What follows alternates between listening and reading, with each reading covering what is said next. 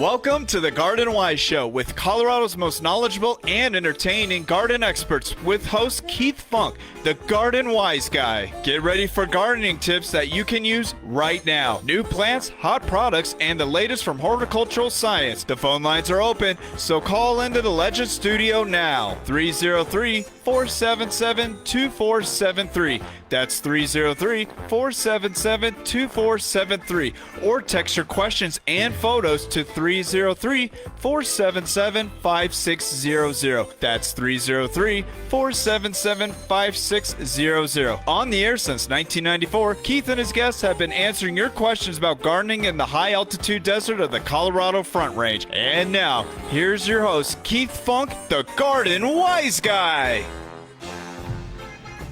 All right, you are listening to the Garden Wise Show. That's right. It is a Garden Wise Show, and it works this way.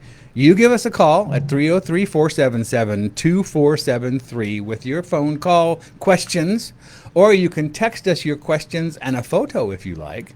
Garden appropriate, of course. 303-477-5600. My name is Keith Funk, as you probably already know, and off to my left. You're right. I'm looking at the screen. It's opposites, you know. It's like a mirror. Anyway, off to my left is the lovely and talented Devon Hukill. Good morning. Good morning. Who is our regular co-host with me, along with Luann Aiken and Colette Haskell from Nick's. Luann is from Tagawas. And Devon has her own company called Deep Rooted Garden and Design. Yep.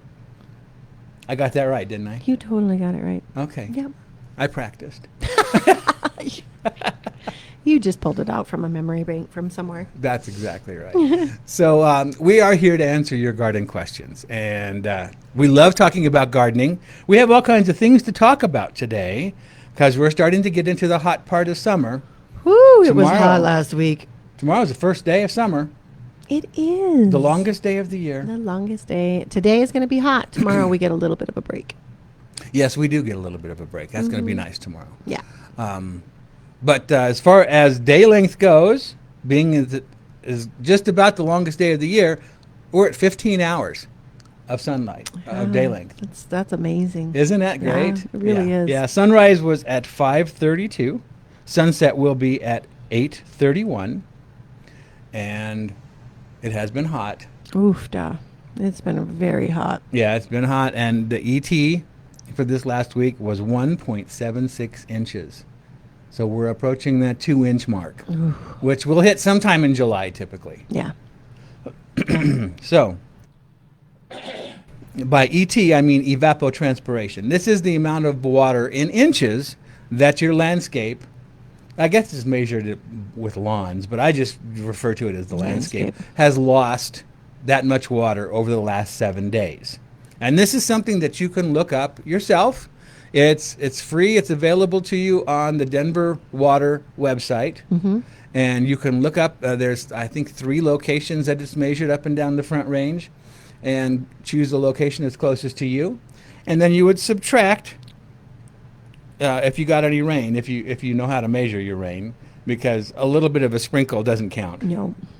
It has to be a good soaking to even register, really. Yeah. But 1.76 inches, that's a lot of water. And trying to water 2 times a week. Well, and then you have to, that's the amount of water you have to replace. Yes, that's what you're suggested to replace, yes. Yep. Exactly. Yeah, and that's hard to hit in 2 days a week. 2 days a week, that's, when you divide 1.76 by 2, that's a half an inch plus, it's more than half an inch. Yeah. More than half an inch of water, like 3/4 of an inch, a little more than that. A little bit more. Yeah. I'm not good at math. 18.5, 18.7, something like that. Yeah. Well, it's more than 3/4 of an inch per watering day. Yeah. And you don't know. I said 18. I meant how much? 0.8, but yeah. Yeah. You don't know how much you're putting down unless you've actually measure measured it. Yeah. Although, okay, so, and maybe our listeners can concur. Denver Water's water pressure seems to be high this year. So their water pressure isn't always consistent. I mean, they try to keep it as consistent as possible. Yeah. But this spring, their water pressure has been really high. So the problem we've been running into is that when you turn on your system and get it going, it's your irrigation heads are spraying farther Yeah. than they have, say, last year or Yeah. other years. So you might have your system adjusted to what the pressure was last year, and then this year when you turn your system on, they're overspraying everything. Well, then the problem with that is if you dial back, because you can micro adjust all of your irrigation nozzles and heads. Yes. That's If a you pain. dial it back, yeah, it's a big pain. But the problem is if you dial it back and they turn the pressure down, Yeah. then Then you're, you're under- then you're undershooting Yeah. your covering Exactly. area. Yeah. So I when I first turned mine on, which by the way, I only turned my irrigation system on a couple weeks ago. Wow. Yeah. Good Yeah. for you. Yeah. And everything is great. Everything's fine. It was like spraying my house. I'm like, oh no. Yeah, that's what Scott. Scott is the guy that we both use for irrigation, and he was telling me, he said, your sprinklers are hitting your house, and he said that the water pressure is just so high that, and he said, but it'll go down. Typically in July, the water pressure goes down. Yeah. Yeah. So I don't know why they do that. I don't either. It's so confusing. Or if it's just the sheer volume It of might everybody be. using water that Might be, yeah. decreases the pressure. I don't know. I would love to pick someone's brain on that for 5 seconds. Well, we've got Pat on the line right now that wants to talk to us. Good morning, Pat. Hi. Hi. My original called, and I had in mind a few things I'd like to speak about. But one of the things that I just had somebody out to give me an estimate on creating a new sprinkling head, coming off of obviously the existing one, moving, going 5 feet out, adding that head, and let's see here. Let's see. And it can only spray about 10 feet to keep within decent, parameter for the water to fall. Okay, and I got quoted $300. What do you think about that? Devon, you're experienced in that. Yeah. So a couple of years ago, 2 years ago, they made a state mandate that you can only use SAM pressure regulated heads. In especially in cities like Aurora, but it's all over through the whole state of Colorado. So we used to be able to buy irrigation heads, just good old fashioned Rainbird 1801s, and they were cheap. They cost a couple bucks each. Now these SAM heads are really expensive. There is very certain specific type of irrigation head, and excuse me, I'm not an absolute expert on how to describe this head, but basically what it does is once your irrigation zone turns off, it normally in the past those heads flush out the water, Right. the rest of the water that's in the line. Okay. It drains out that water out of the top of the head. Okay. Okay, these SAM pressure regulated irrigation heads, they don't have that pressure release when your zone turns out, so it keeps that irrigation line always charged up with water. But what if your other That zone waters? heads in the same line have the release? Yeah. Then it would no. release it all. Yeah, then it'll Yeah. release it all. And so it has drastically increased the price of irrigation parts. And then, of course, labor costs have just increased. Oh yeah. And so, it wouldn't take somebody very long to install an additional head, but, with the cost of gas prices, drive time, irrigation parts being more expensive, The labor. labor, I mean, just for somebody to come out and do a job, anything much less than that $300 probably isn't worth it. So I would probably say you got a high bid, but you probably aren't going to find much cheaper, Pat. My first reaction was that was a pretty good price, Yeah, to tell yeah. you the truth. Well, I was frankly a little astounded, honestly, about it. But Yeah. he got into Amazon and ordered a particular head. But it wasn't an expensive head whatsoever. It was $6 or $7. Yeah. And I just think that it seems very high to me. I don't know. Yeah. The connector pieces too. I mean, it's not just the head. So you got to have swing pipe. You've got to have swing pipe tees. You've got to be able to, and dig the trench. It wouldn't take them any more probably than 2 hours to come out and install that. It's not a super long process, but he has got to. There's a skill involved. There's certainly a skill involved, and most irrigation techs charge about $120 an hour. So that's, $120 an hour plus some irrigation parts. You're right at $300 and some dollars. Because then you've got to tie into the old system as well. Yeah. Then that takes some skill in doing that correctly so it doesn't leak. Yeah. So, yeah. And the nozzles, you have to, depending on what kind of nozzle you have, any of the new kind of fancier nozzles, they're running like $3 a piece. Yeah. And that's cost. So. I think you got a pretty good price there, Pat. I know. Okay, well, I guess on that behalf, I could probably pipe down on that. So, yeah, I'm sorry. yeah, Things are that's just not really- expensive right now. Okay, I'll just stick with it then. And okay, thanks for that. I planted a couple of doggone bushes. You'd think that'd be a simple thing. One of them was an orange rocket, and the other one was a sunjoy.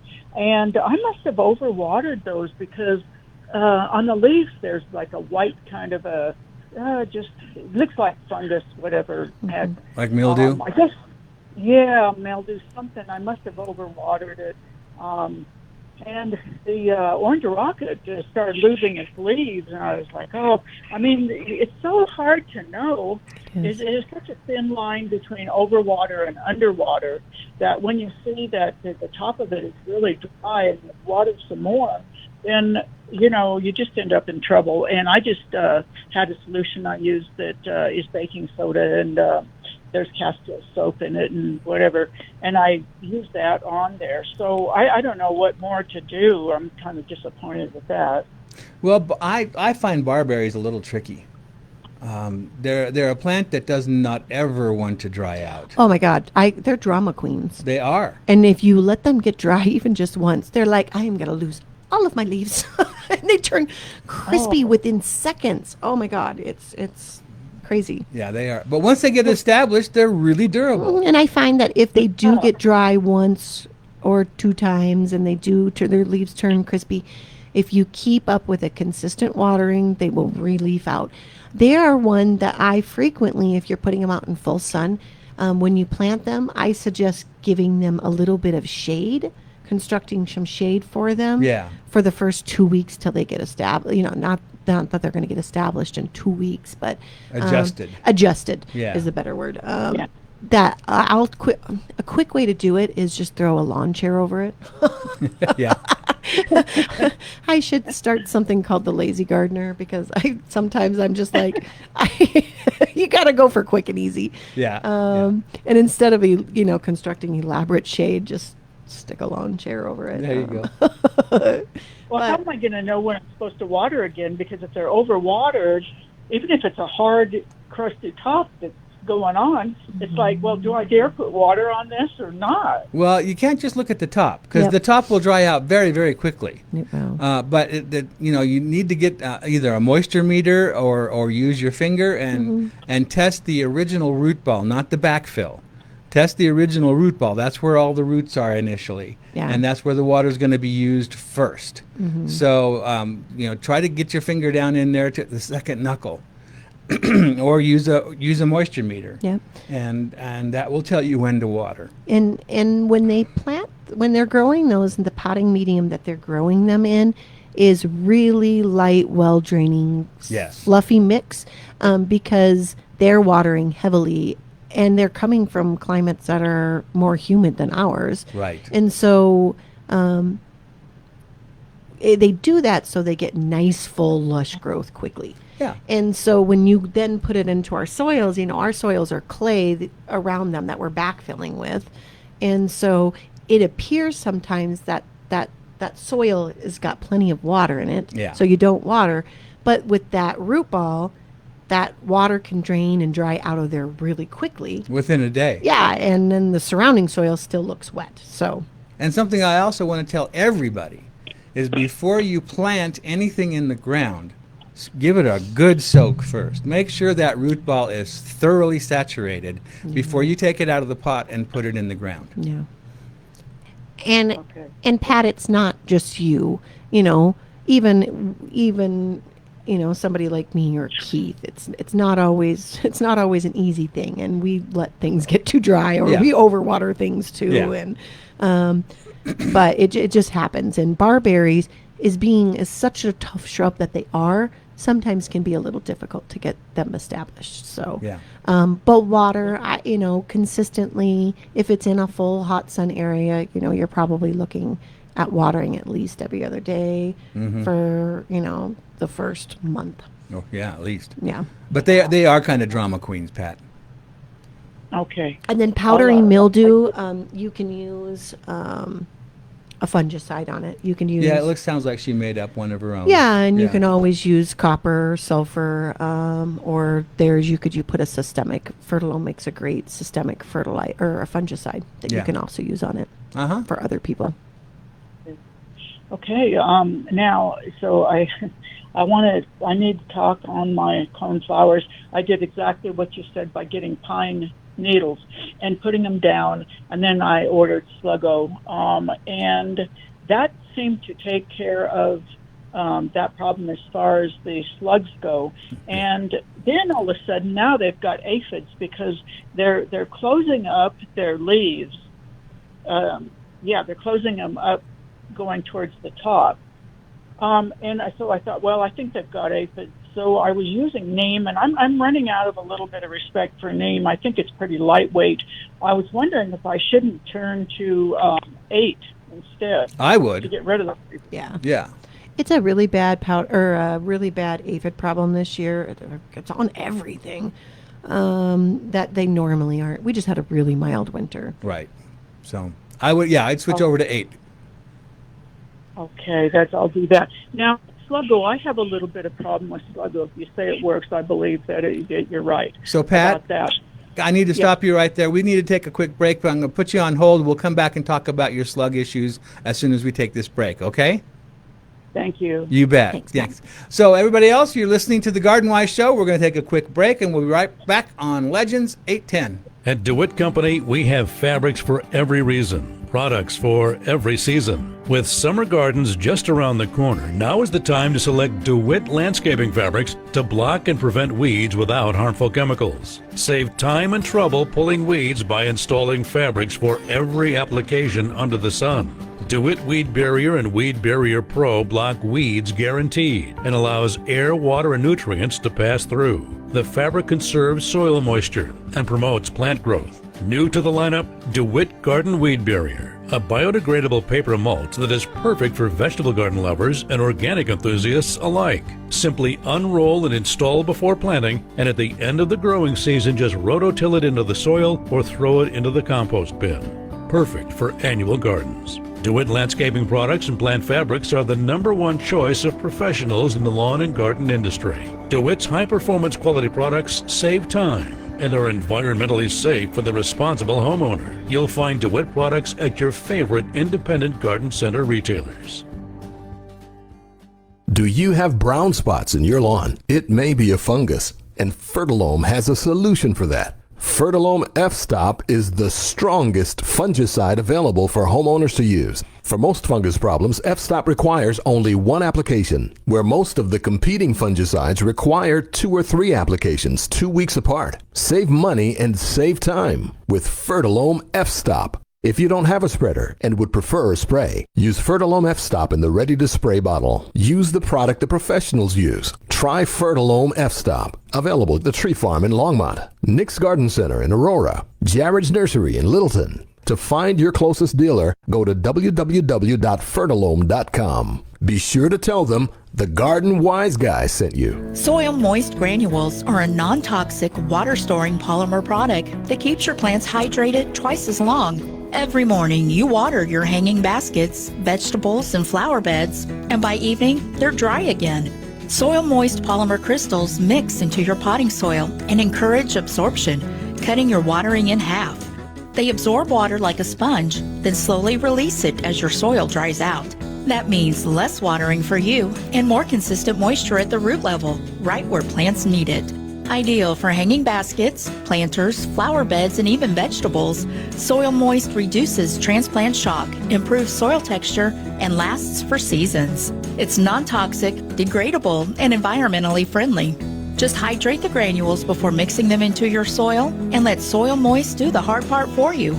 Find Soil Moist at your favorite independent garden center or learn more at soilmoist.com. Don't miss the Tree Farm's Father's Day sale. Now through Father's Day. Save on thousands of trees, shrubs, perennials, vines, berries, and more. Now get up to 30% off all sizes of pine, spruce fir, and upright juniper trees, including 6-year-old, 4 to 5 foot tall Bosnian pine trees, now only $279.99 each at the Tree Farm. Now through Father's Day. Come see. You take I-25 to exit 235.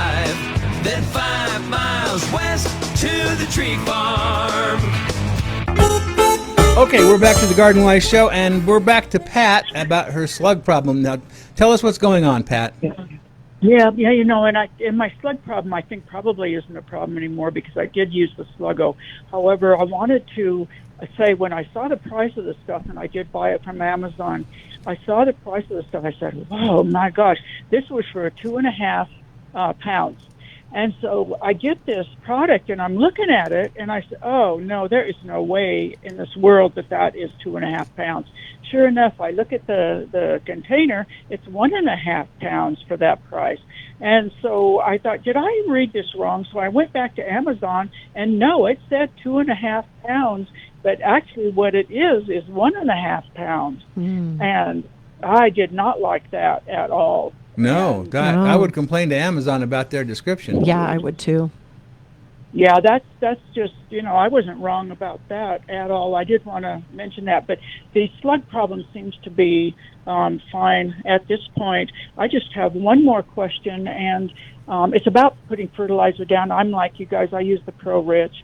And of course, I made the mistake of deciding that because of that one rain that came down really well, that I could skip the watering on only 2 days a week, and that was a huge mistake to do that I won't do again. Anyway, as a result, I have some dry areas.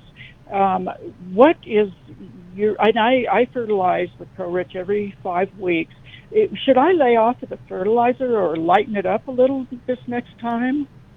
Well, that's a good question. With Pro Rich, you know, it's a Richland product. It's made here in Colorado. It's something that I use throughout my yard, not only on the lawn, but on my perennials and even in the vegetable garden, and on my container material as well.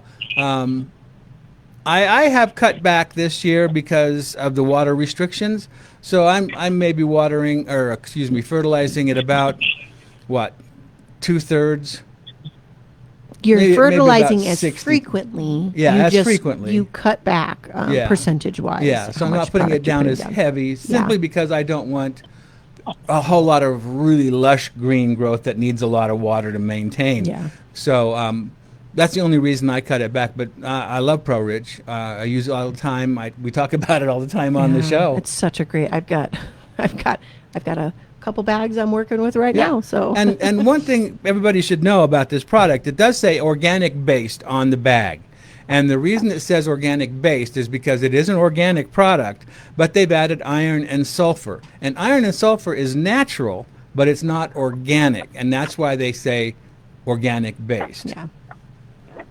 Because to be organic, it has to have a carbon molecule in it. Yeah. So don't cut back on the frequency, just cut back on the amount. Yeah. And I have my little hand spreader up to number 5. Yeah. I'm trying to be as green as I can, right? Right. Should I turn it down to about a 3? Would that make sense? Yeah, that would make sense. And then just give those areas that are a little dry, give them some extra water. And you know, in that little hand spreader, the 5 isn't really. I know you have that little Scott's green one that you hold in your hand, right? Yeah. Okay, I'm very familiar with that one because I've been using it all week. I use that to fertilize the landscapes with because it spreads it nice and evenly in amongst flower beds. Right. And even at that 5, it's not putting down a ton. But, Right. you know, as long as you go with something like the 3, I think you're 3 or 4, you'd be fine. Yeah. Okay. And then water it in. Oh, definitely, yeah. Yeah. Okay, well, thank you for all of that good advice, and that wraps up my 100 questions for the day. And Okay, your dry Pat. spots too, we'll talk about it later in the show, but I'm sure Revive, you could put some Revive down as well. Yeah, Oh, I exactly. do that. I do that every other week.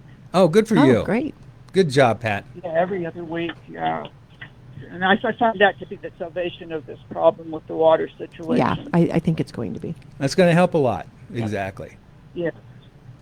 Okay, thank you. All right. Well, you have a good weekend, Pat. You too. Thanks so much. Bye-bye.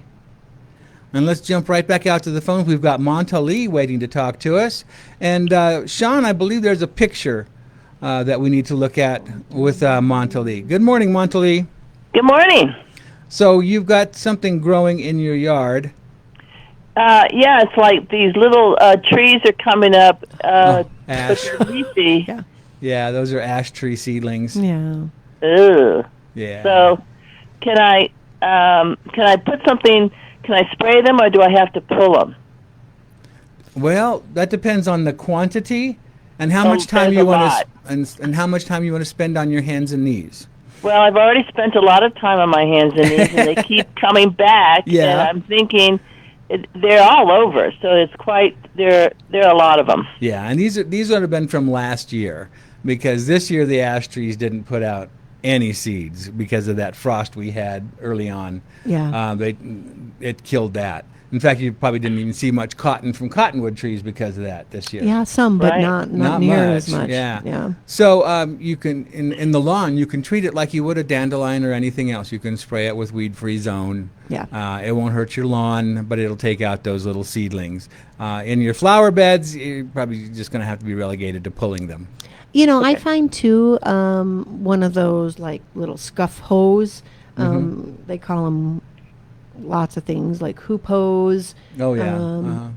They work really well in flower beds. You can just go through and scuff those. Yeah. Because if you kind of cut that kind of root layer off, Yeah. they won't come back. Okay, that's good. And so I'll try those things. And I have a question about grasshoppers. How to get rid of them? I have a friend who is inundated with grasshoppers. Well, right now there's a product on the market called Grasshopper Go, I believe is what it's called. It's made by Fertilome. It's a cedar oil granule, and it's not a poison. It's a repellent, and Okay. apparently that seems to work fairly well to move the grasshoppers to your neighbor's yard. I was going to say. I was thinking the same thing.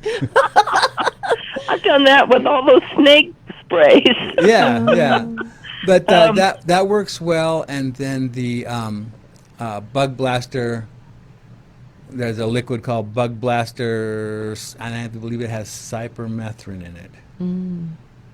Okay, great. I'll tell her about those.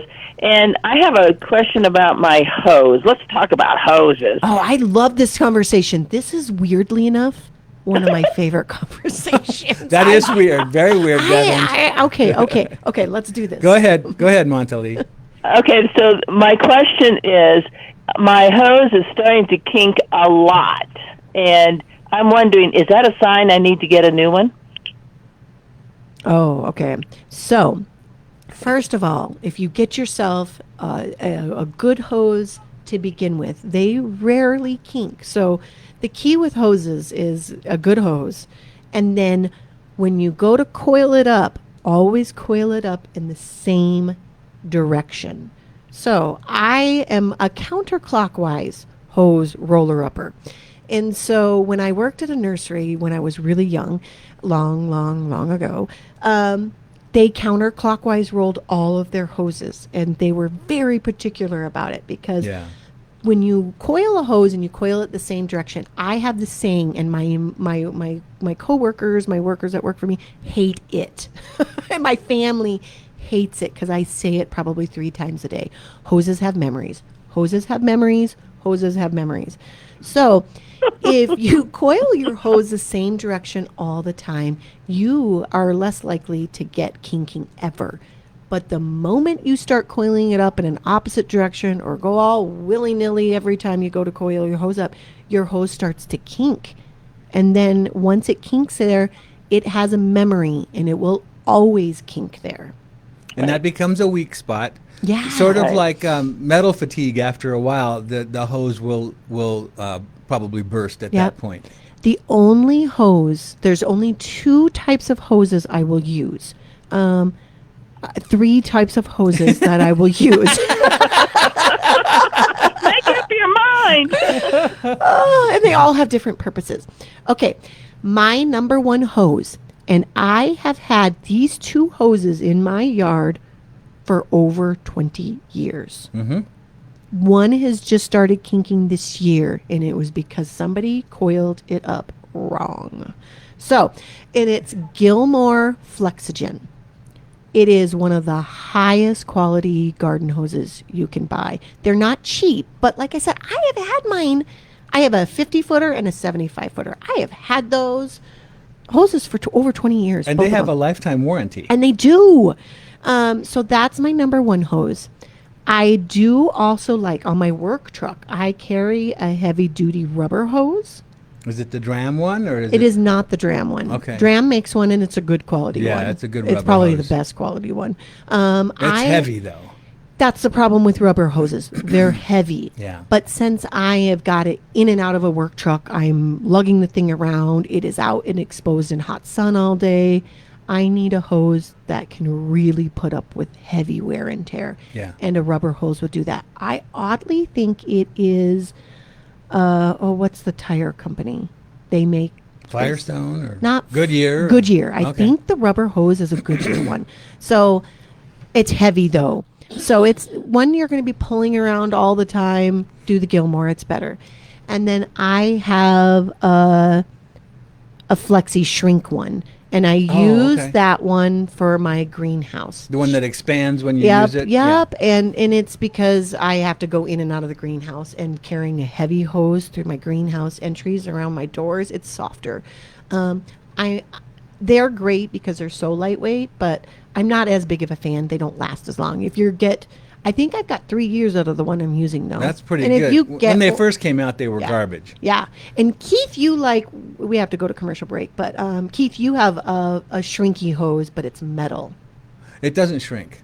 Oh, yeah. It kind of. No, No. doesn't shrink. It's a stainless steel, Yeah. flexible hose. Yeah. And I use that a lot. Yeah. The only drawback, it can't kink. You know, Yeah. physically it cannot kink. But it is stainless steel, which means it's a metal. It's not heavy, but if you step on it, it rolls. Yeah. So it can be a tripping hazard if you're not careful. And you can crimp them. You can crimp them if you step yeah. on it too hard or Yeah. drop something on it. Yeah. They can crimp. And then So, trying to repair that is nearly impossible. Yeah. So, those are our suggestions, and we've got to take a break, Montalie. Okay, well, thank you very much. You're very welcome. Bye-bye. All right, you're listening to The Garden Wise Show. We're going to be here till 9 o'clock this morning answering your garden questions and text messages. So stick tuned. We'll be right back here on Legends 810. Well, summer is in full swing now, and look who's back. Those nasty Japanese beetles, and they're ready to wreak havoc on your garden. If you're looking to successfully control Japanese beetles without damaging the environment, look no further than Beetle Gone from Phylum Bioproducts. Derived from a naturally occurring soil bacteria, Beetle Gone is the only organic solution that successfully controls those destructive beetle invaders. Just mix the powder with water and spray on your plants. Once ingested, they stop feeding and die. And since it's an organic BT product, rest assured it's a safe choice to use on your fruits and veggies in addition to your ornamental flowers and trees. Not only does Beetle Gone work on adult Japanese beetles, it is completely safe to use around beneficials such as ladybugs, butterflies, and bees, and has no issues with water toxicity. Beetle Gone from Phylum Bioproducts. Target the pest and not the rest. Can you believe it? Memorial Day is already behind us and summer is right around the corner. Now's the perfect time to get your yard ready for all those great summer gatherings ahead. At Jared's Nursery Gift and Garden Center on West Bowles, you'll find an incredible selection of beautiful locally grown annuals and perennials to start or finish your spring planting. Choose from a wide variety of container trees and shrubs, including unusual dwarf conifers, perfect for smaller yards, along with stunning shade trees for those with a little more space. And there's still plenty of time to plant flowers or start that veggie garden you've been thinking about. We know many of you are running behind on your gardening projects thanks to a very unusual May. But don't be discouraged. The quality and variety of bedding plants available right now is outstanding. While you'll also discover unique gifts and garden decor, plants and gardening remain our passion and primary focus. Bring in your gardening plans, lawn concerns, landscape ideas, and questions. The friendly, experienced staff at Jared's loves helping you succeed and has the knowledge to guide you every step of the way. Family owned and serving the community for 47 years, Jared's Nursery Gift and Garden Center is located at 10500 West Bowles Avenue. Open 9 to 6 Monday through Friday and 9 to 5 on weekends. We look forward to seeing you soon.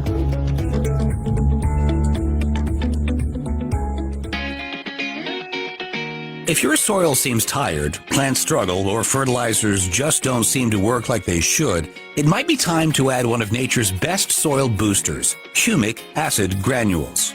Humic acid comes from ancient decomposed plant material, usually leonardite, a natural organic deposit formed over millions of years. Think of it as supercharged compost concentrate. Its main job is to improve soil health. Humic acid helps loosen tight clay soils, improve sandy soils so they hold water better, and it helps plant roots absorb nutrients more efficiently. It's made up of organic humic substances that stimulate microbial life in the soil, and healthy soil microbes mean healthier plants. Use humic acid granules in garden beds, lawns, raised beds, containers, and even around trees and shrubs. Just sprinkle granules onto the soil surface and water them in, or mix them lightly into the top few inches of soil. The result? Stronger roots, better nutrient uptake, improved soil structure, and healthier plants overall. If you want to grow smarter instead of harder, feed the soil first, and humic acid is a great place to start. You'll find Fertilome humic granules at your favorite Fertilome retailer, including Nick's Garden Center in Aurora, Tagawa Garden Center in Centennial, Wilmore Nursery in Littleton. As always, tell them the Garden Wise Guys sent you. Don't miss the Tree Farm's Father's Day sale, now through Father's Day. See what's on sale at thetreefarm.com. Get up to 30% off all sizes of shade trees, flowering trees, and fruit trees, including aspen, apple, cherry, maple, oak, and more. For example, 3-year-old, 6-foot-tall autumn blaze maple trees, only $129.99 each. Now through Father's Day. Come see. Take I-25 to exit 235, then 5 miles west to the Tree Farm. All right, we are back to the show, and I just wanted to remind everybody that's listening, especially if you're listening on Facebook Live or you're watching on Facebook Live, which you can do on our Facebook page, you can watch us talk on the show. It's terribly entertaining. Anyway, when we go to break, it cuts our mics. So it looks like Devon and I are talking during the commercial breaks, and we are talking. We are. We're not talking smack about the callers, I promise. Or anything like that. But, no. if we were talking and you could hear us and the commercials play at the same time, it would be very confusing. So our mics are cut during the commercial breaks. Yeah, because we're a radio show. That's right. First and foremost. That's exactly right. Those commercials pay for us being here. Exactly. So we love that. We love our sponsors. And we also love our callers. And Jeff is on the line right now out in Arvada. Good morning, Jeff. Thanks for calling the Garden Wise Show. Good morning. Yes, I have a question on ground covers. I did plant some creeping phlox, and I believe you said at one time that takes about 2 or 3 years for it to really get going. Yes. And also when it does bloom, it only blooms just a short period of time, and then nothing for the rest of the season. Correct. Okay. Now, what I'd like to know is there some ground covers that will bloom the first season you plant it, and also will keep blooming all season long, spring, summer, and autumn? Yes. If you've got a nice sunny spot that's well drained or on a slope, because creeping phlox likes a sunny spot, and so what I do is I mix creeping phlox with ice plant, and an ice plant. And I particularly like a couple of different kinds. One of them is called Cooperi, Delosperma cooperi. That's a purple one, and it blooms most of the summer. But it starts after the creeping phlox finishes. And then there's a whole series of ice plants that are the Granita series, Granita. Granita orange, Granita red, Granita whatever. And those bloom really well throughout the summer. They are having a moment right now, too. Oh, they're just in full glory right now. Yeah, they're just spectacular. When they're in full bloom, you can't even see the foliage. So they're a good mix. They grow well together. They take very similar conditions, creeping phlox and the ice plant. And the creeping phlox will get you started in the spring. And like you said, it blooms for a short period of time, maybe 2 or 3 weeks. Yeah. And then the ice plant will pick up. Okay. And how do you spell Cooperi? Cooperii. Okay. And let's see. And are those ice plants? Are they annuals or perennials? They're perennials. They're perennials. Yeah, they'll come back year after year. They're evergreen.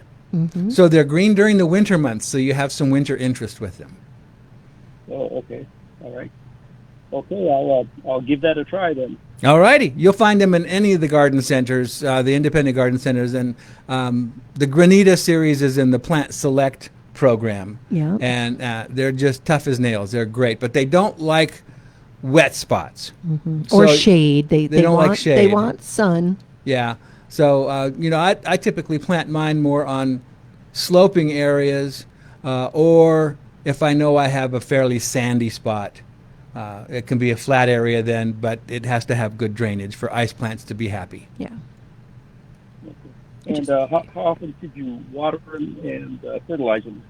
I never feed them. I was going to say, yeah. They grow fast enough on their own. They don't need to grow any faster than that.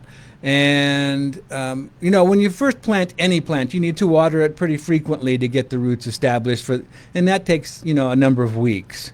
But once they get their roots into the ground, then you can really cut back on it. And my ice plants are doing fine with the 2 waterings a week.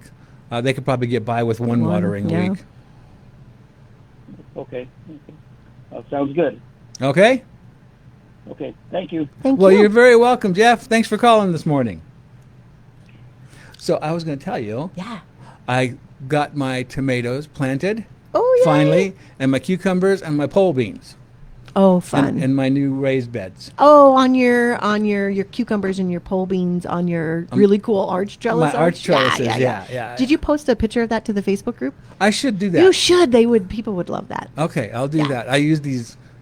I stole the idea from Facebook. Of course. They're cattle panels. Yeah. And cut them down to fit, and they arch from my raised bed over to the house. So it doesn't make a complete arch; it just makes a half an arch. Yeah, I'm tempted now to do that.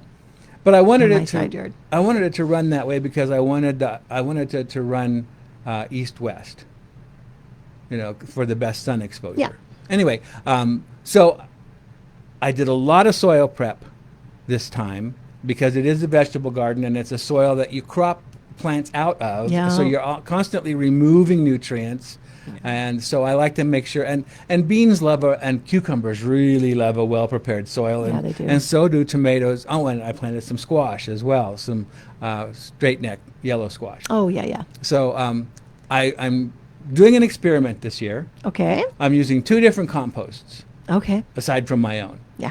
I'm using Eco Compost, which is EKO, and I'm using Nature's Yield. They're both made by the same people. And it's, as I understand it, Eco Compost is the same as Nature's Yield, except that they add some peat moss to Nature's Yield. Okay. I don't think I ever knew that. And Nature's Yield is exclusive to the independent. You won't find Nature's Yield compost at the big box store. Yep. And I like both of them. Those are the only 2 composts I ever buy.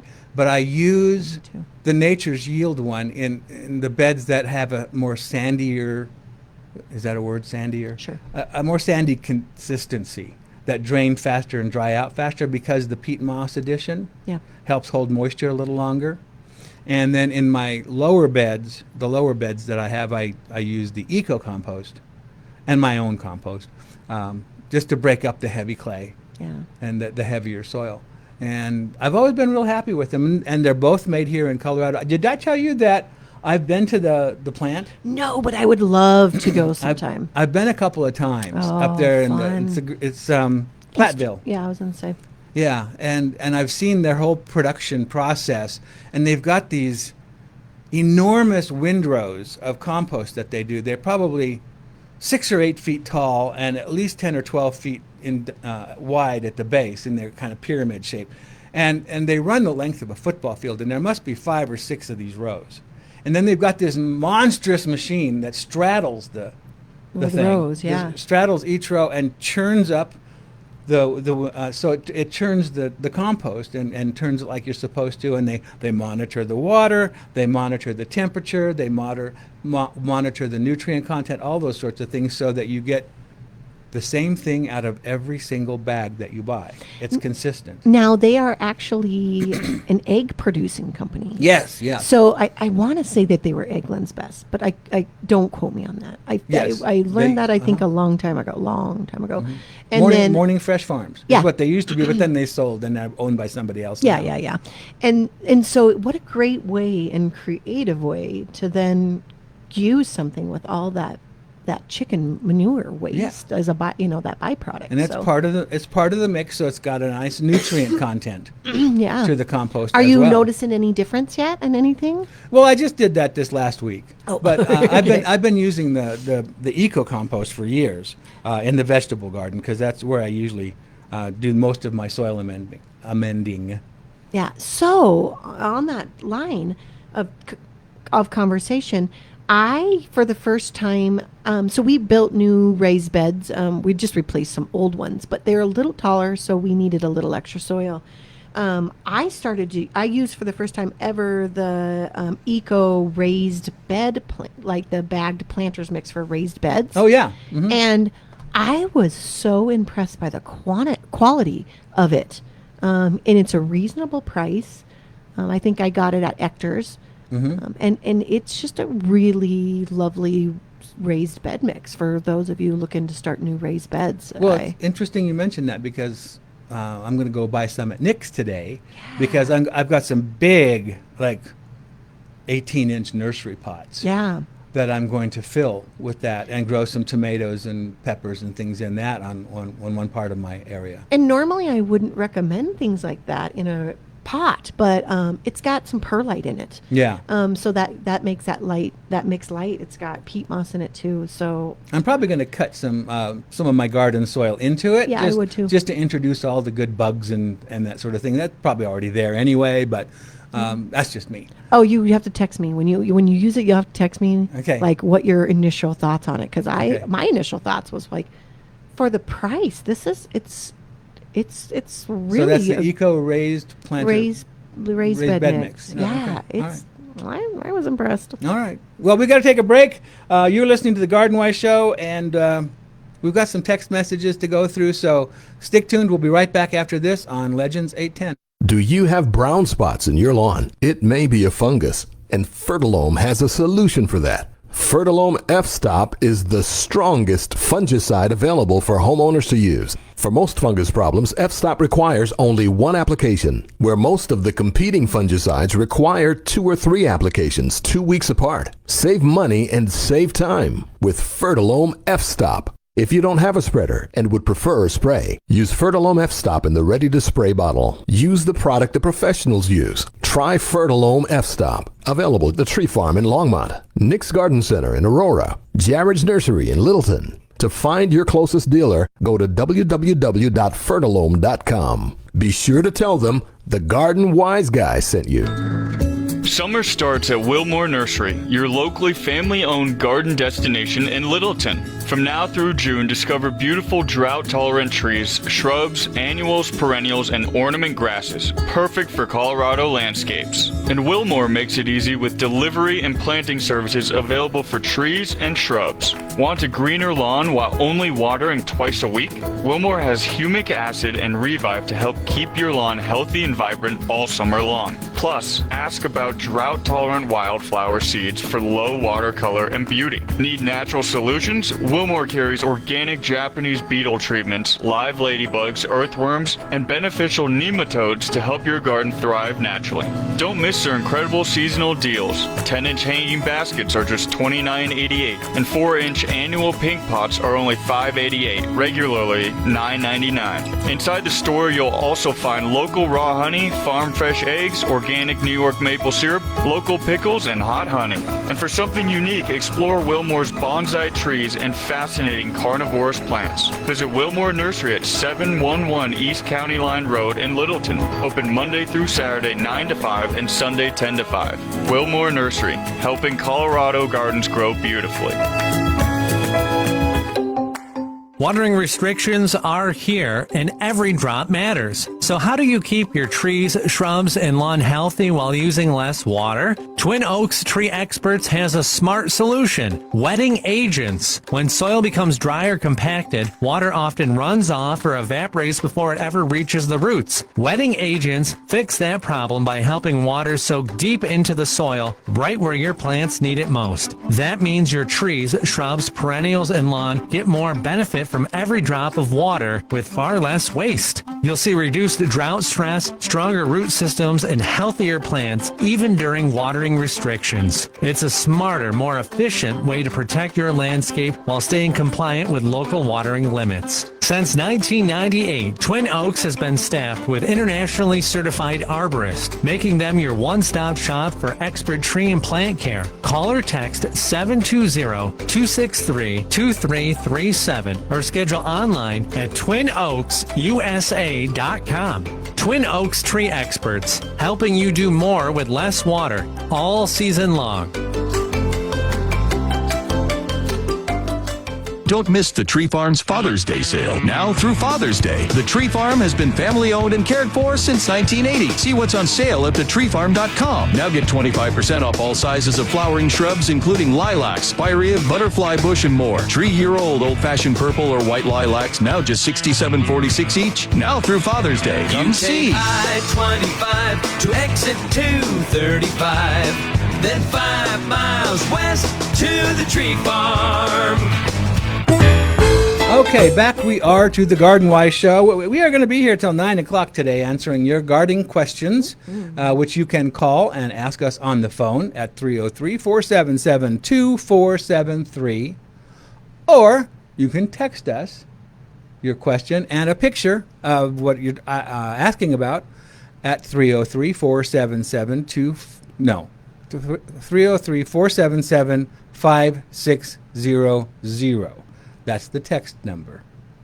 Now, we're going to whip out some of these text messages here, and this one is from Pauline. She sent us a picture of her lawn. What's going on with my lawn, and what can I do about it? And Pauline, Devon and I were talking about this picture that you sent us. It's a very irregular, patchy dead spots out, and it looks like it's about 50% green and 50% dead, and very irregular blotchy splotches.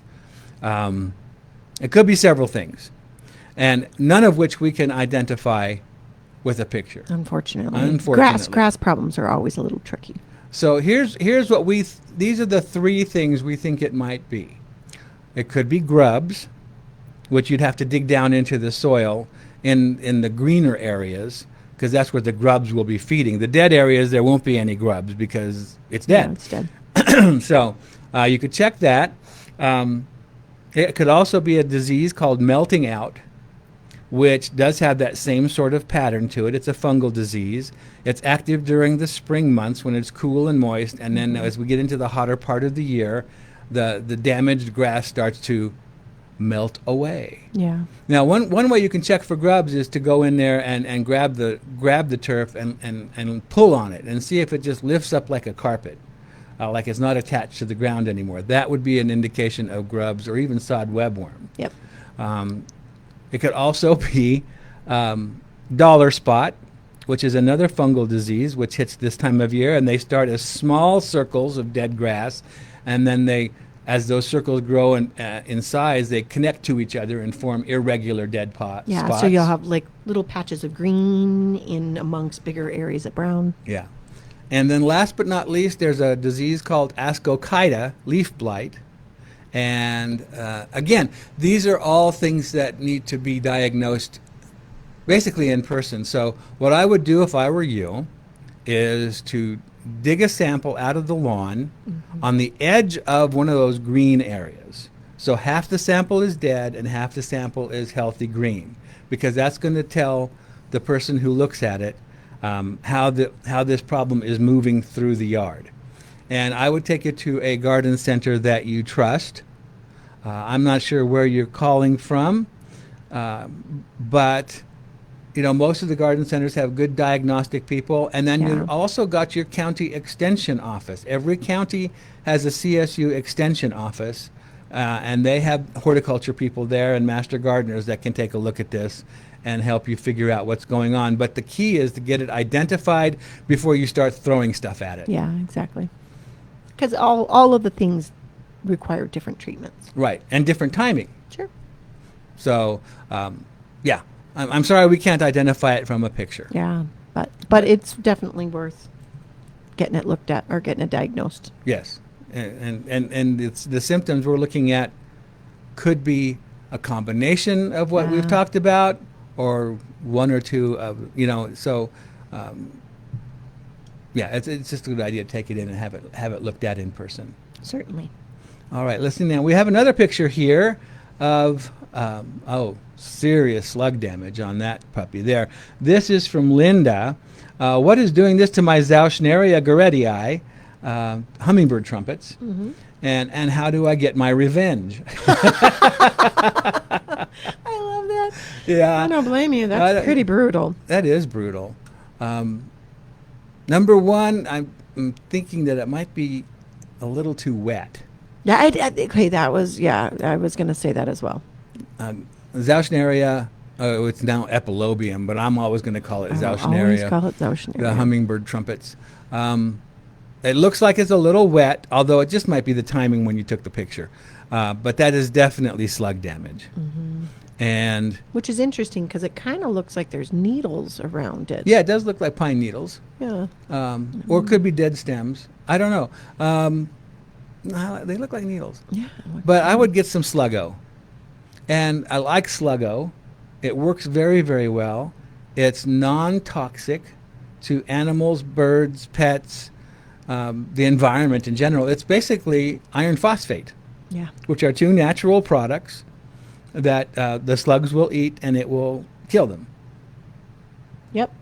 So, and it works quite well. They're a little white pellet, and you sprinkle it on around the plants. And I'd sprinkle it on, a ways out away from the plants as well, so that you can make sure you get the entire population of slugs. And maybe let that area get a little drier. Pull the mulch away from the plant a bit, and let that dry out. The slugs don't like dry. Yeah. And see if that doesn't work for you. Yep. Have you used the Sluggo before? Oh, I've used it a ton. I do too. I even use it on my orchids because sometimes there are slugs and snails that come in orchids, and so I quarantine new orchids just to make sure. Oh my God, this is funny. My daughter came to work mm-hmm. with me last week for the first time. She's always come to work with me, but she was actually working. And she discovered a slug for the very first time. She had never seen a slug before. Huh? Yeah. It's basically a snail without a shell. And she was just like, oh my God, what is this? It was pretty funny. Gross. They're disgusting. Like, I'll tell you a funny story about it when we come back with my kids when they were little, and I showed them what slugs are. That music means we have to get out of here for just a little bit of a break at the top of the hour, but we'll be back faster than you can shake a stick? Get your poop together? I don't know. Go get yourself a nice old fresh cup of coffee and sit back and get ready for the second hour of the Garden Wise Show. You can give us a call at 303-477-2473. The lines are open, and we can get to you right away after the top of this break. So for now, keep in mind you're listening to the Garden Wise Show on Legends 810.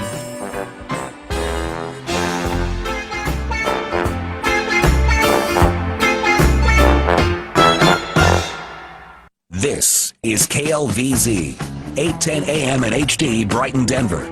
KLVZ FM, 94.3 and 95.3. Streaming at legends953.com. This is KLVZ, 810 AM and HD, Brighton, Denver.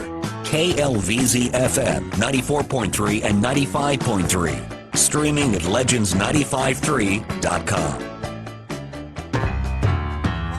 Welcome to the Garden Wise Show with Colorado's most knowledgeable and entertaining garden experts with host Keith Funk, the Garden Wise Guy. Get ready for gardening tips that you can use right now. New plants, hot products, and the latest from horticultural science. The phone lines are open, so call into the Legend Studio now. 303-477-2473. That's 303-477-2473. Or text your questions and photos to 303-477-5600. That's 303-477-5600. On the air since 1994, Keith and his guests have been answering your questions about gardening in the high-altitude desert of the Colorado Front Range. And now, here's your host, Keith Funk, the Garden Wise Guy. Yes, I am. I am your Garden Wise Guy, your personal assistant to your gardening pleasures. And you can reach us here at 477-2473. That's 303-477-2473. Or text us your picture and a question if you want to at 303-477-5600. Devon and I are here to answer your questions until 9 o'clock today. So you said I have a whole hour yet to get this done. We're looking at a picture right now of a weed growing in a lawn. And this is from who? Doesn't say. Doesn't say the name. Can you please tell me what this weed is? It's slow moving in my flower bed and kind of hard to see because of the fence. Yeah, there's a shadow from a chain link fence over it, but to me it looks like curly dock. Yeah. And it is a weed. It has a very deep taproot. So Deep taproot. The longer you leave it grow, the deeper that taproot gets. And if you sever the taproot near the surface, it's just going to resprout.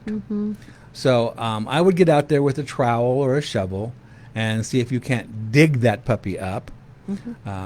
If you really want to use an herbicide, the Fertilome weed-free zone would be where I would go, because it's the most versatile for lawns. You know, and if you're going to use, my thing is, if I'm going to go and use a chemical in my lawn to treat like a weed, I want it to be really effective. Yes. The first go around. Right. I don't want to have to spray the weed 3 or 4 times. Right. You know, and I found that the weed-free zone is just really effective.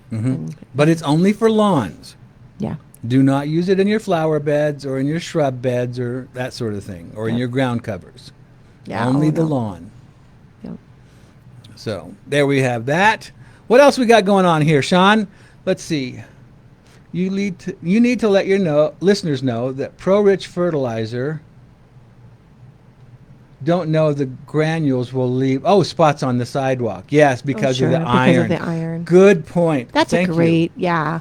Thank you for bringing that up. There is iron in the Pro-Rich, and if you get it on your driveway or your sidewalks, and then you water it. Yep, and then water hits it, it leaves these like rust streaks across your sidewalk, and you cannot remove that rust streak. Once it's there, it's there. They take forever to weather away. Yeah, they do. That's from Cortez Steve.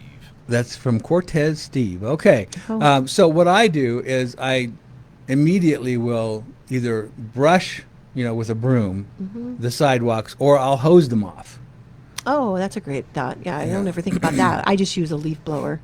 A leaf blower that's a great idea. Yeah, that's better than a brush. And when we put it down in properties, that's really well ingrained into everyone that spreads fertilizer on like me or my crew is right when you're done even if you spread an area before you go off and do another area, somebody needs to go through and blow that area off. But nearly any fertilizer brand you buy that has iron added to it is going to do that. Yeah. Not just the Pro Rich. Yep. So just be aware of that those rusty streaks on your cement are caused by the iron in the fertilizer. Yeah, and unfortunately I see commercial landscape crews all the time where they put fertilizer down and they just are careless about making sure it's cleaned up, and I see it on things like that all the time. So. Yeah.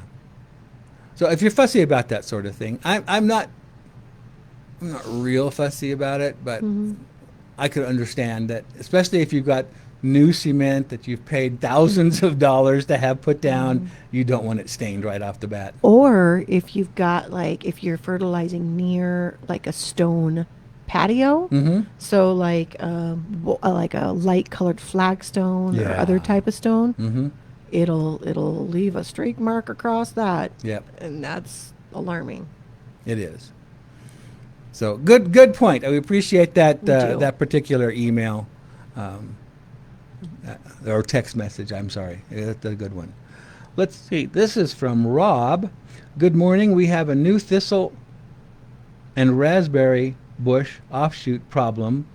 Oh, gotcha. Now moving into the grass. We keep pulling, but looking for a better, more permanent solution. Any recommendations on how to treat? Well, that's two different problems.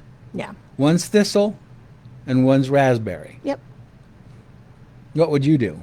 The thistles I would treat. Thistles are really hard to only pull.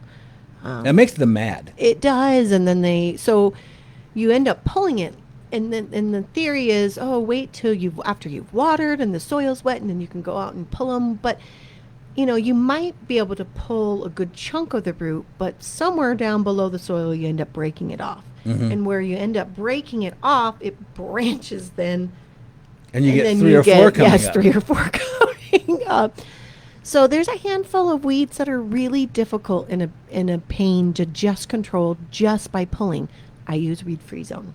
Okay. Now, but this sounds like it's going to be near his raspberries, and weed-free zone will have vapors. Yep, it'll have vapors. That will affect the raspberry.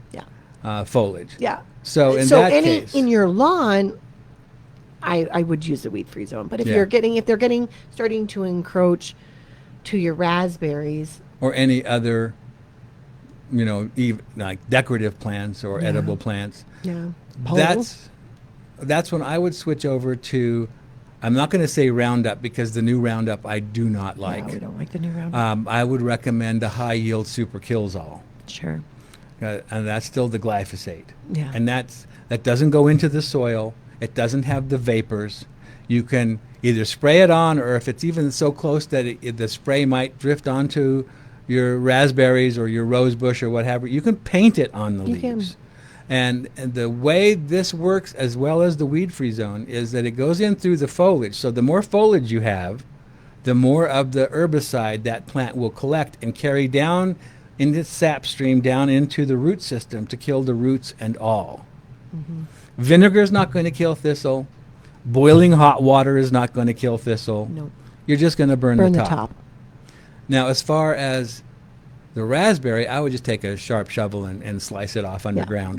Because anything you put on the raspberries is going to travel back into the main plant. So exactly. I have the same problem. I have them all over my front yard.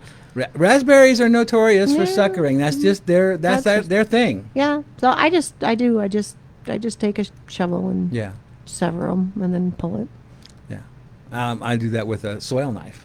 That works really well it does too. work really Because well. I have some tiger eye sumac in my front yard, and it has a tendency to sucker up. But I like the sumac so much that I'll deal with the suckers. But I just always have my little soil knife, and it has that serrated edge on one side, and you just go in the ground and then saw it off underground, and it's gone, at least for a while. For a while. It's still there. It's still there, but I'm not going to kill it. I like this. I like the sumac. Yeah.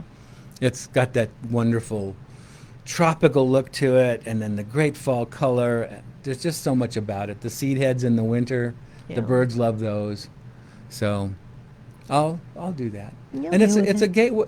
I find that going in and taking those things out is a great way for me to examine the other plants around where I'm working to see if there are any other issues that I may have ignored otherwise. Yep. So that's just me. Oh, there's There's our hose. there's that picture of the stain. Cortez Oh, Steve Cortez is sending Steve has a- got all kinds of helpful Yes, info. he's sending me a picture, or sending us a picture of his stainless steel hose. Yeah. Which I absolutely love. He says too. I love.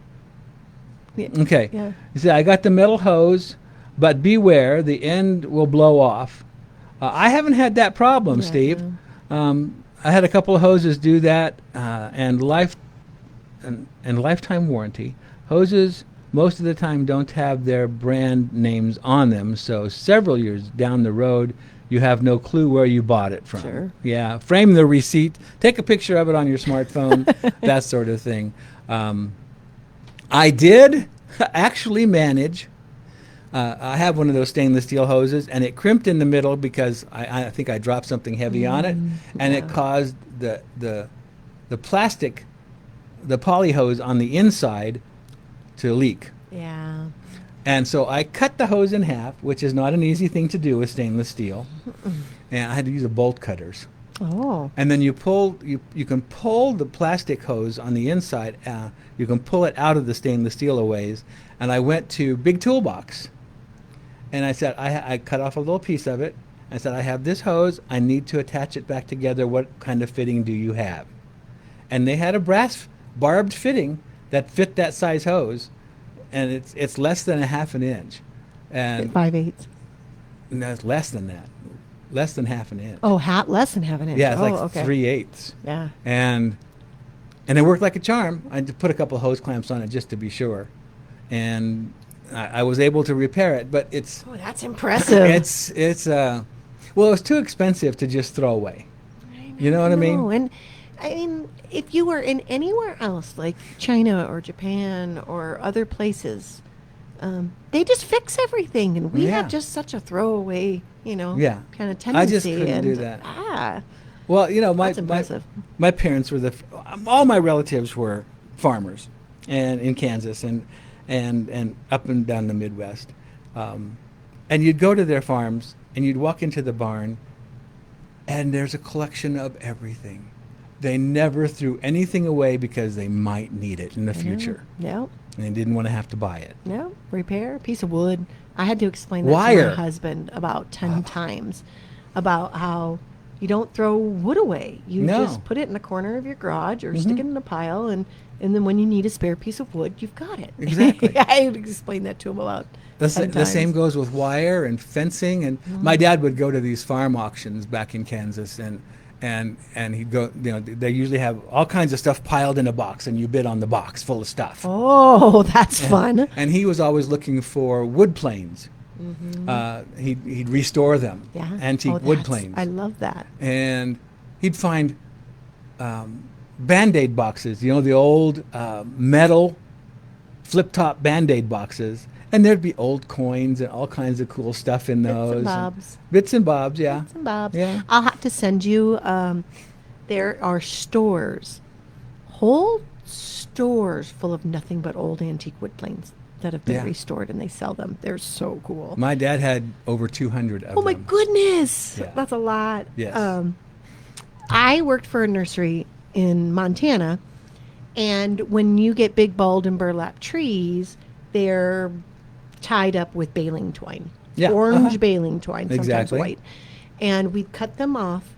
He would save all of those bits of twines. He would quickly bundle them up, and then he'd throw them in an old nursery pot. And this nursery in Montana sold bare root trees.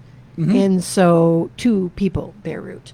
And so when you were packaging up a bare root plant, shrub, tree, or whatever, rose for a client, you'd wrap it in craft paper, brown craft paper. You'd put wet shingle toe on it, and then you'd wrap it up, and we would use those baling twine scraps. Shingle toe. I hadn't heard that. in I a know, long right? time. Yeah, Oh, the fact that's that I an even old one. remembered it. Yeah, good job. Oh, I was going to tell you the slug story about the kids real quick. Oh, yeah. When my sons were small, they discovered slugs in the lawn. And they wanted to know what they were because they thought they were cool because they were slimy and gross. They are. And so nature's boogers. Yeah. And so I told them about slugs and what they do, and that not all slugs are bad. There are lots of varieties of slugs that are actually beneficial. Yeah. There are only a few know that. varieties that are plant damaging. Anyway, I said, but watch this. I went and got a salt shaker. Ooh, yeah. And I put some salt on one. And they just thought that was the coolest thing to. Oh, boys. I know that's a horrible thing, and it makes me sound like a monster. Yeah. Well, without me knowing it, they went and got the salt shaker, and we're going through the lawn and salting slugs all throughout the lawn. And I was wondering, why do I have all these brown spots? Oh my God, that is hilarious. I had to explain to them. Serves you right, Keith. I had to killing all explain to those them slugs. that the salt is bad for the lawn. Anyway, yeah. Salt. If you put salt on your lawn like that, it'll create a dead spot in all of those sections. It's temporary, but it had me confused for a while. Oh, that's funny. Anyway, we have to take a break. You're listening to the Garden Wise Show. Devon and I will be here till 9 o'clock today. You can give us a call on the telephone at 303-477-2473. You can text us your questions at 303-477-5600. You can even go online to Facebook, our Facebook page, because we're on Facebook Live right now, and put your question in the comment section, and we'll answer that. So we're going to be busy. We are. So we got to get out of here so we can get back real fast here on the Garden Wise Show. Legends 810. It's like the difference between soft, gentle rain and a monsoon. That's how I compare the effect of a dram rain wand on plants to the hard blast of a typical spray nozzle attachment to your garden hose. Water flows through 400 tiny holes in the dram rain wand's soft shower nozzle to bathe and refresh your plants, not damage them or wash away soil. Its handy-reach handle has a 60-degree bend and conveniently extends to more distant garden rows and hanging baskets. And there's a fingertip shutoff valve. No wonder professional growers in the greenhouses and nurseries use dram watering tools. Today, there are imitators, but nothing matches the superior quality of the original, invented over 50 years ago. They're simply the best. Dram watering tools are available at Tagawa Gardens in Centennial, Nick's Garden Center in Aurora, and Jared's Garden Center in Littleton. Free classes and great sales are taking center stage now at Tagawa Gardens with something special for everyone. If there are some gardening projects you just haven't gotten around to yet, now is the time to strike. This is Luann Aiken, Tagawa's Garden Ambassador. Trees and shrubs in our fully stocked nursery are on sale 20% off through July 3rd. Roses are 20% off too. 30% discounts continue for our annuals and herbs. There's nothing like fresh herbs to spice up your summer picnics and barbecues. Tagawa's big classroom is up and running again with great teachers and timely topics. Today at 10:30, learn about meeting your backyard pollinators. This class focuses on local pollinating birds and insects and the plants they love. At 12:30, Tagawa's own Roxanne explains the ins and outs of growing perennials in containers. It's a great gardening technique for patios and other smaller places. And at 2:30 today, it's all about the joys of growing native plants that thrive in our High Plains ecosystem, save water, and support native pollinators. All of these classes are free. And a reminder, this weekend, Rob Proctor is hosting what he's calling his absolutely last garden tour. Rob's garden is open from 10 to 3 both today and tomorrow. A suggested $10 donation can be given at the door. Rob's garden is not to be missed. As always, we are Tagawa's, your garden store, and so much more. Soil moist granules are a non-toxic, water-storing polymer product that keeps your plants hydrated twice as long. Every morning, you water your hanging baskets, vegetables, and flower beds, and by evening, they're dry again. Soil moist polymer crystals mix into your potting soil and encourage absorption, cutting your watering in half. They absorb water like a sponge, then slowly release it as your soil dries out. That means less watering for you and more consistent moisture at the root level, right where plants need it. Ideal for hanging baskets, planters, flower beds, and even vegetables, Soil Moist reduces transplant shock, improves soil texture, and lasts for seasons. It's non-toxic, degradable, and environmentally friendly. Just hydrate the granules before mixing them into your soil and let Soil Moist do the hard part for you. Find Soil Moist at your favorite independent garden center or learn more at soilmoist.com. Don't miss the Tree Farm's Father's Day sale. Now through Father's Day. Save on thousands of trees, shrubs, perennials, vines, berries, and more. Now get up to 30% off all sizes of pine, spruce fir, and upright juniper trees, including 6-year-old, 4 to 5 foot tall Bosnian pine trees, now only $279.99 each at the Tree Farm. Now through Father's Day. Come see. You take I-25 to exit 235. Then 5 miles west to the Tree Farm. All right, we are back to the Garden Wise Show. We've got a couple of text messages here we need to talk about. We do have a message here that they have somebody has a hose made by Swan, S-W-A-N. That is an old brand. Yeah.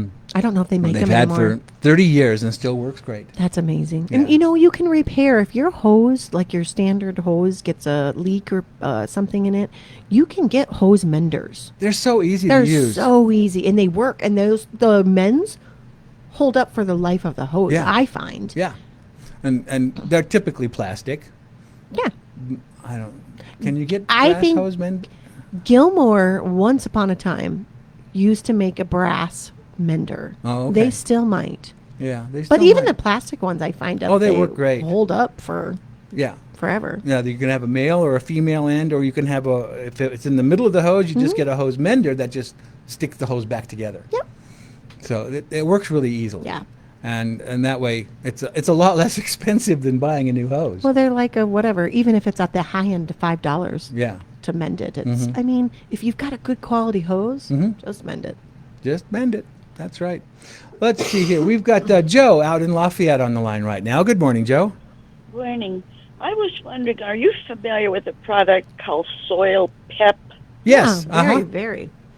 Okay, well, I bought some when I planted some blueberries because I was looking for, I'd read they could use some mini pine bark nuggets. And I went to a local garden store, and they had them in bins, and they had a little fine one, and they said it was this Soil Pep. So I bought a big bag of that, and it's huge. But I'm wondering how is it to use around other things like tomatoes, raspberries, strawberries? Is it a good all-purpose? Well, I can't find much information online. Okay, for everybody listening, Soil Pep is a very fine bark that's It's partially about as fine decomposed. as you can get. It's kind of almost like, even depending on your bag, I find that there's some varying in the Yeah, bag. yeah. Some of it can almost be composty. Yeah. And it's used a lot for plants that like an acid soil. It's mixed with the soil. That's what a lot of the growers are using as a bark-based mix for their nursery stock because it helps acidify the soil. And with our alkaline soil, that's a great idea for things like blueberries if you're planting them, but it's not the only thing I'd use. I'd use Canadian peat moss even more so. But you have to keep in mind that anytime you mix a wood product into the soil, the bacteria and fungi that decompose that wood cellulose product utilize nitrogen out of the soil. And if you don't have a good enough nitrogen source for the bark, your plants are going to suffer because there won't be enough nitrogen for the plants. And our soils are notoriously low in nitrogen. So if you're using Soil Pep, I always recommend adding in some cottonseed meal, which is an organic source of nitrogen, or blood meal is another organic source of nitrogen, or you could even use the Rich Lawn Pro Rich lawn food. Pro Rich, I Yeah. wanted to know because I've got that. Yeah. So would I have to add quite a bit to offset the... No, you don't have to add quite a bit. No, And- just the recommended normal Right. rate that they Yeah. recommend on there. And the Soil Pep, I wouldn't add more than about, well, if you're going to use it in your vegetable garden, your tomatoes and that sort of thing, I'd maybe add what, 10 or 15% by volume? Sure. Not very much. Now, I used to only exclusively mulch my beds, Yes. flower beds, with soil pep. It's a great mulch. And I love it as a mulch. So if you have leftover and you just want to use that as a mulch somewhere, that you can definitely do that. Just right on top of the ground. Yeah. Not more than an inch or two thick. Exactly. Okay. So now I put some around my blueberries when I planted them. I wasn't sure how close to the stem I should put it, but I think it was maybe about an inch or so deep. Could I put more on to help keep the moisture in, or can I kind of scratch it into the soil? Well, yeah, you can scratch it into the soil, but I wouldn't put more than an inch or two deep. You know, I think you're fine there. Did you add anything to the soil when you planted your blueberries? I did put a bale of peat moss. Okay, you're good doing job. great. You're doing great. And then, but keep in mind, our water is also alkaline. Yeah. So it's going to fight the peat moss to bring the soil pH back up. Yeah. So you'll want to use a fertilizer, a water-soluble fertilizer for acid-loving plants. Yep. Okay. Lots of different brands. Fertilome makes a Yeah. acid-loving fertilizer. Mhm. Espoma does. A lot Yeah. of the different brands. Yeah, exactly. Since I've got such a big bag, and I dragged the bag out of the seat of the car into the wheelbarrow, but the front of it, where it tells about it, is face down, and I can't turn it over. And so, do you think it would then be good and really good to put around tomatoes and my raspberries and strawberries? As a mulch. As a mulch, As a especially, mulch. yes. Uh-huh. Yeah. And just about maybe, an inch or something? Yeah, an inch or on two. top? Yeah. Okay, and not really scratch it into the soil. You don't need to, no. Okay. No, the Now, worms will take it down into the soil for you. And I find it's really nice too that if in a regular garden, as you work, you'll pull a weed in here and plant something here. It slowly works its way into the soil. So I Yeah. usually just use it as a mulch. On top. Uh-huh. So I don't need any other kind of mulch to help moisture. It'll be a little acidifying and a moisture retention thing, just like Exactly. another mulch. Yes. Yep. Okay. Now I usually put straw when my strawberries start bearing. I kind of lift up the leaves and put some straw underneath them so they're not right on the ground. So can I put some of this down and then the same thing, put soil above it, right under the strawberry leaves and berries? I tell you what, I prefer the straw. I do too. Really? It's nice and airy, and so it keeps the strawberries off the moisture that might be in the mulch that you'd use, so Okay. that the strawberries don't rot. Mm-hmm.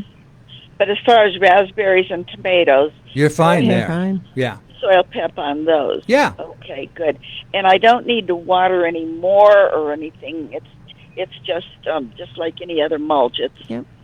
Okay, good. And what was I going to ask? There was another question. Well, anyway, I'll probably have to refresh it each year, put a little more in, or just look and see if it's still there. Yeah, just look and see if you still have an inch or so on the Mhm. ground, and if it gets thinner than that, then you can top it off. Yeah, I find that it holds up really well though. But over time.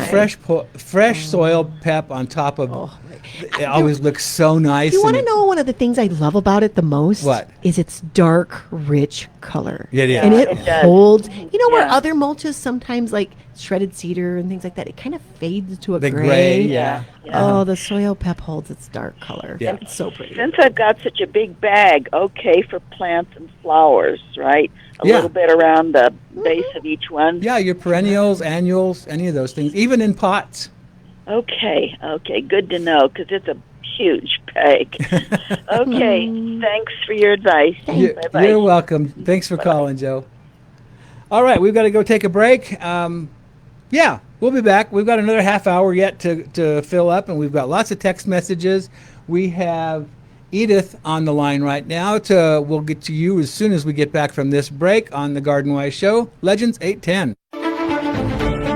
Well, summer is in full swing now, and look who's back. those nasty Japanese beetles, and they're ready to wreak havoc on your garden. If you're looking to successfully control Japanese beetles without damaging the environment, look no further than Beetle Gone from Phylum Bioproducts. Derived from a naturally occurring soil bacteria, Beetle Gone is the only organic solution that successfully controls those destructive beetle invaders. Just mix the powder with water and spray on your plants. Once ingested, they stop feeding and die. And since it's an organic BT product, rest assured it's a safe choice to use on your fruits and veggies in addition to your ornamental flowers and trees. Not only does Beetle Gone work on adult Japanese beetles, it is completely safe to use around beneficials such as ladybugs, butterflies, and bees, and has no issues with water toxicity. Beetle Gone from Phylum Bioproducts. Target the pest and not the rest. Can you believe it? Memorial Day is already behind us and summer is right around the corner. Now's the perfect time to get your yard ready for all those great summer gatherings ahead. At Jared's Nursery Gift and Garden Center on West Bowles, you'll find an incredible selection of beautiful locally grown annuals and perennials to start or finish your spring planting. Choose from a wide variety of container trees and shrubs, including unusual dwarf conifers, perfect for smaller yards, along with stunning shade trees for those with a little more space. And there's still plenty of time to plant flowers or start that veggie garden you've been thinking about. We know many of you are running behind on your gardening projects thanks to a very unusual May. But don't be discouraged. The quality and variety of bedding plants available right now is outstanding. While you'll also discover unique gifts in garden decor, plants and gardening remain our passion and primary focus. Bring in your gardening plans, lawn concerns, landscape ideas, and questions. The friendly, experienced staff at Jared's loves helping you succeed and has the knowledge to guide you every step of the way. Family owned and serving the community for 47 years, Jared's Nursery Gift and Garden Center is located at 10500 West Bowles Avenue. Open 9 to 6 Monday through Friday and 9 to 5 on weekends. We look forward to seeing you soon.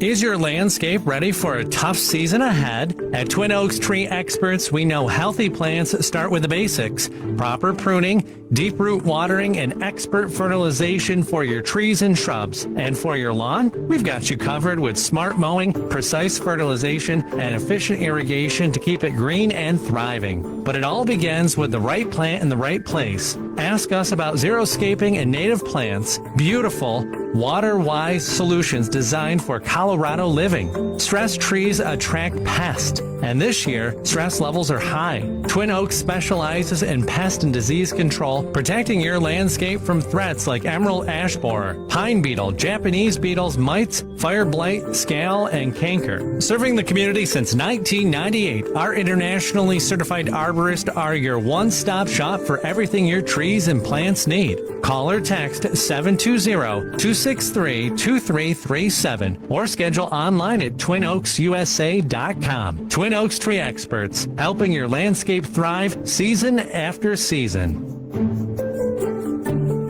Hand watering trees, shrubs, and flowers is allowed in most areas, so don't miss the Tree Farm's early spring tree and shrub sale. A list of our sale items are at thetreefarm.com. 5 to 6 foot tall aspen plums only $119.99 each. 3-year-old Cheyenne privet hedge now gets 6 for $306. 6 to 8 foot spring snow fruitless crabapple trees only $139.99. Come see. You take I-25 to exit 235, then 5 miles west to the Tree Farm.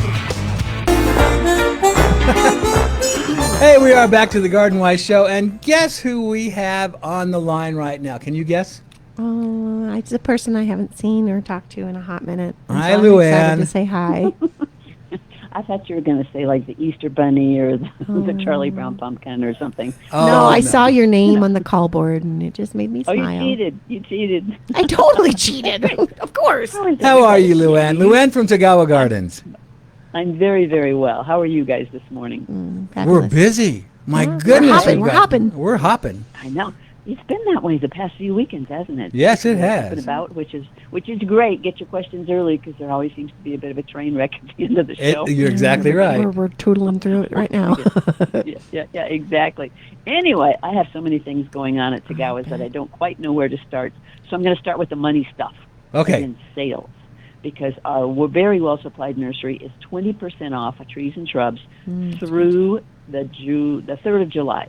And we are closed the 4th of July, just FYI. But between now and July 3rd, some great deals on really beautiful trees and shrubs. And if people are looking to fill in some things that help build kind of the bones of their landscape, this is a great time to be doing that. Yes. So get out there to the Tagawa Nursery. And our 30% off sale continues on annuals and herbs and roses. And I was wandering through the aisles, as I often do, yesterday.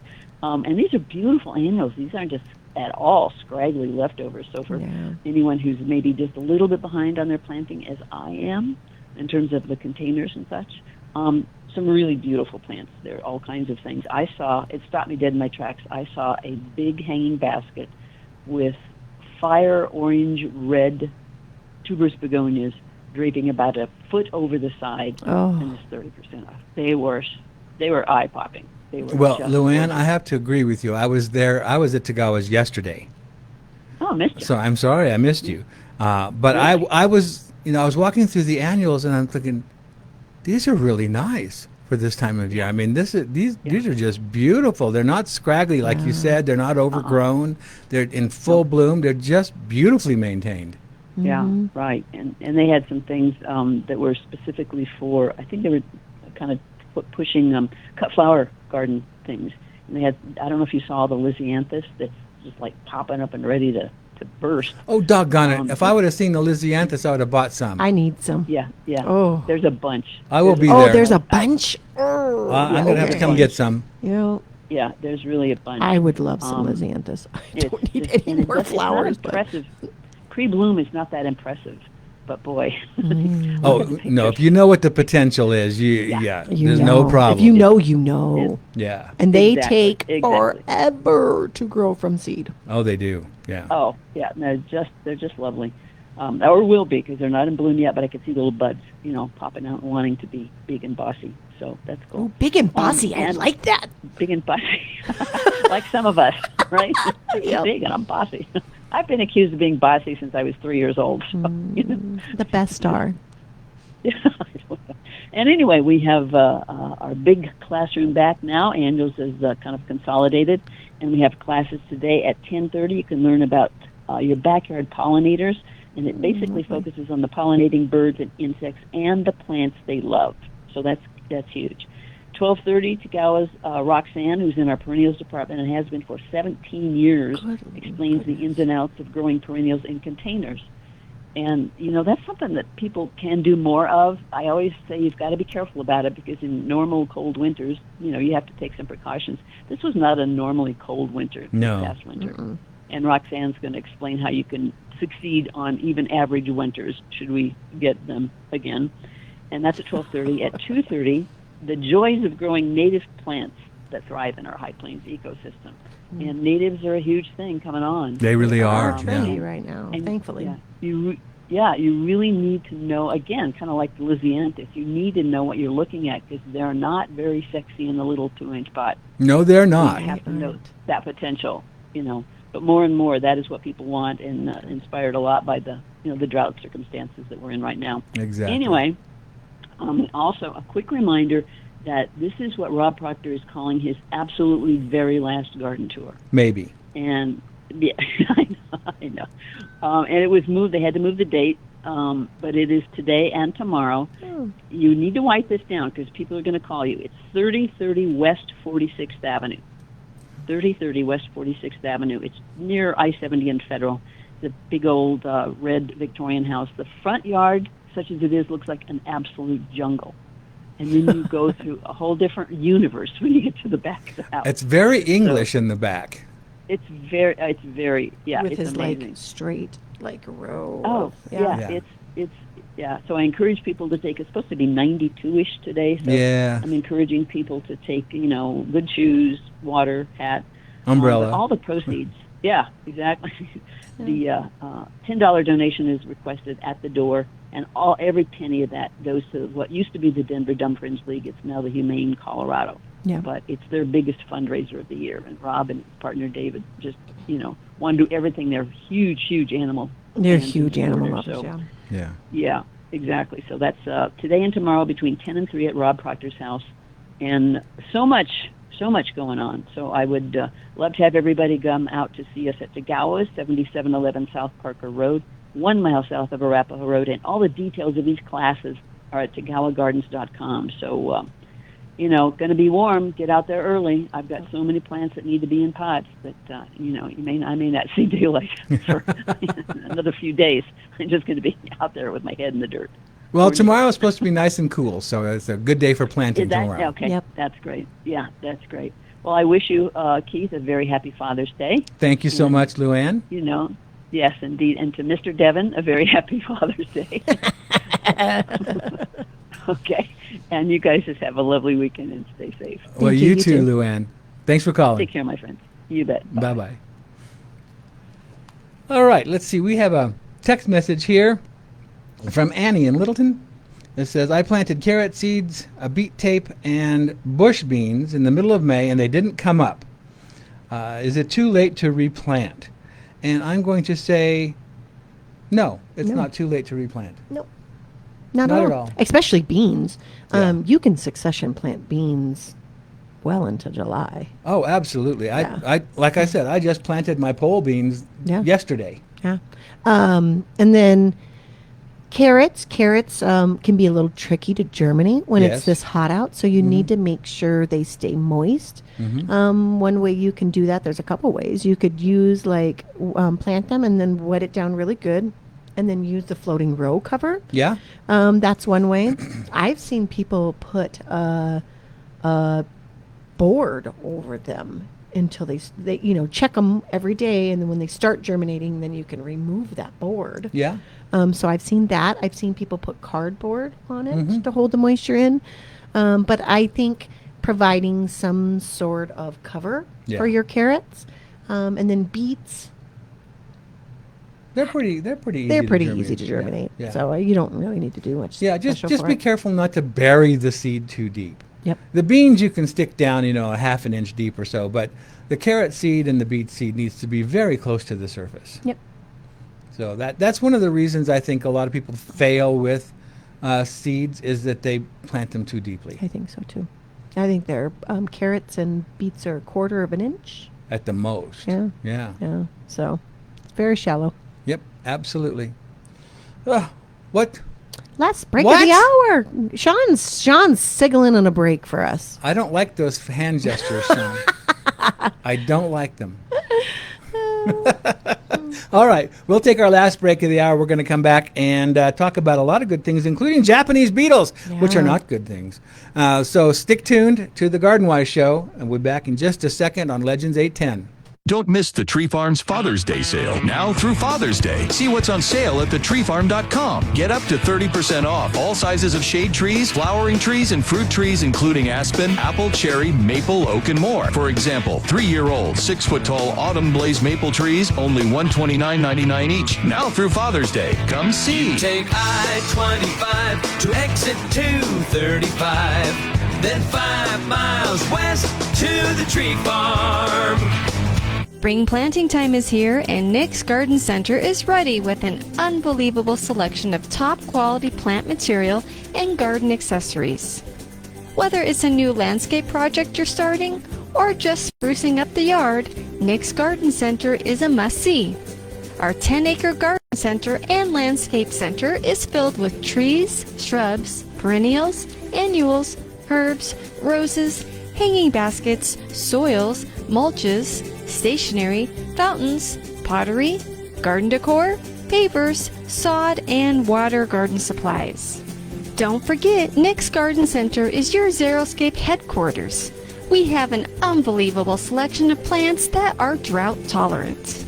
We at Nick's Garden Center will help you create that beautiful outdoor living environment you've dreamed of. Our friendly and knowledgeable staff is always ready to assist you. For all your landscaping and garden needs, visit Nick's Garden Center, celebrating 39 years. Located 2 blocks north of Iliff on Chambers Road in Aurora. Also visit us at nicksgardencenter.com. Summer is blooming at the Gardens at Highlands Ranch, your neighborhood garden center for everything you need to create a beautiful Colorado landscape. Family owned and operated, the Gardens at Highlands Ranch offers an abundant selection of drought-tolerant perennials, colorful annuals, healthy trees, shrubs, herbs, vegetables, roses, and more. Perfect for keeping your yard vibrant all summer long. Fresh plant material is arriving weekly, so every visit brings something new to discover. Whether you're updating flower beds, adding curb appeal, or starting a backyard garden, their friendly and knowledgeable staff is ready to help with everything from garden design ideas to diagnosing plant problems. Need help getting everything planted? Delivery and professional planting services are available to make your outdoor projects easy and stress-free. And don't forget to browse the sale items available throughout the store while supplies last. For quality plants, expert advice, and exceptional customer service, visit the Gardens at Highlands Ranch at 9542 South University Boulevard in Highlands Ranch. Open Monday through Saturday 9 to 5 and Sunday 10 to 5. The Gardens at Highlands Ranch, where something new is always blooming. Don't miss the Tree Farm's Father's Day sale. Now through Father's Day. The Tree Farm has been family owned and cared for since 1980. See what's on sale at thetreefarm.com. Now get 25% off all sizes of flowering shrubs, including lilac, spirea, butterfly bush, and more. 3-year-old old-fashioned purple or white lilacs, now just $67.46 each. Now through Father's Day. Come see. I-25 to exit 235, then 5 miles west to the Tree Farm. Okie dokie, we are back and we've got a lot of stuff to talk about, and I got a text message here that I think applies to a lot of people right now in their lawns and their landscapes, trying to get the water into the ground, especially on sloping areas or compacted areas, even in flower pots. If you've let your flower pots get too dry, and then they actually sort of become hydrophobic. Yeah, they do. They don't want to absorb water. The soil shrinks away from the edge of the pot. The water runs down the side of the pot and out the bottom and doesn't really water the soil. Yeah. I've been using Revive. Yeah.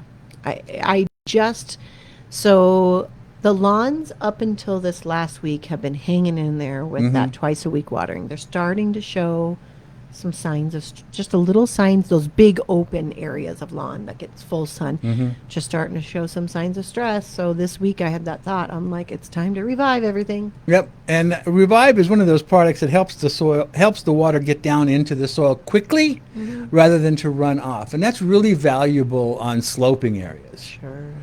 Because if you wanted to, and I hate watering, I really discourage watering shallowly and lots of frequent waters, but shallow watering encourages a shallow root system. Yep. So if you can start training your plants, whether it's the lawn or the flowers or your trees, what have you, if you can start training them to root down deeper, Revive is one of those ways of getting that water down deeper into the soil. Yep.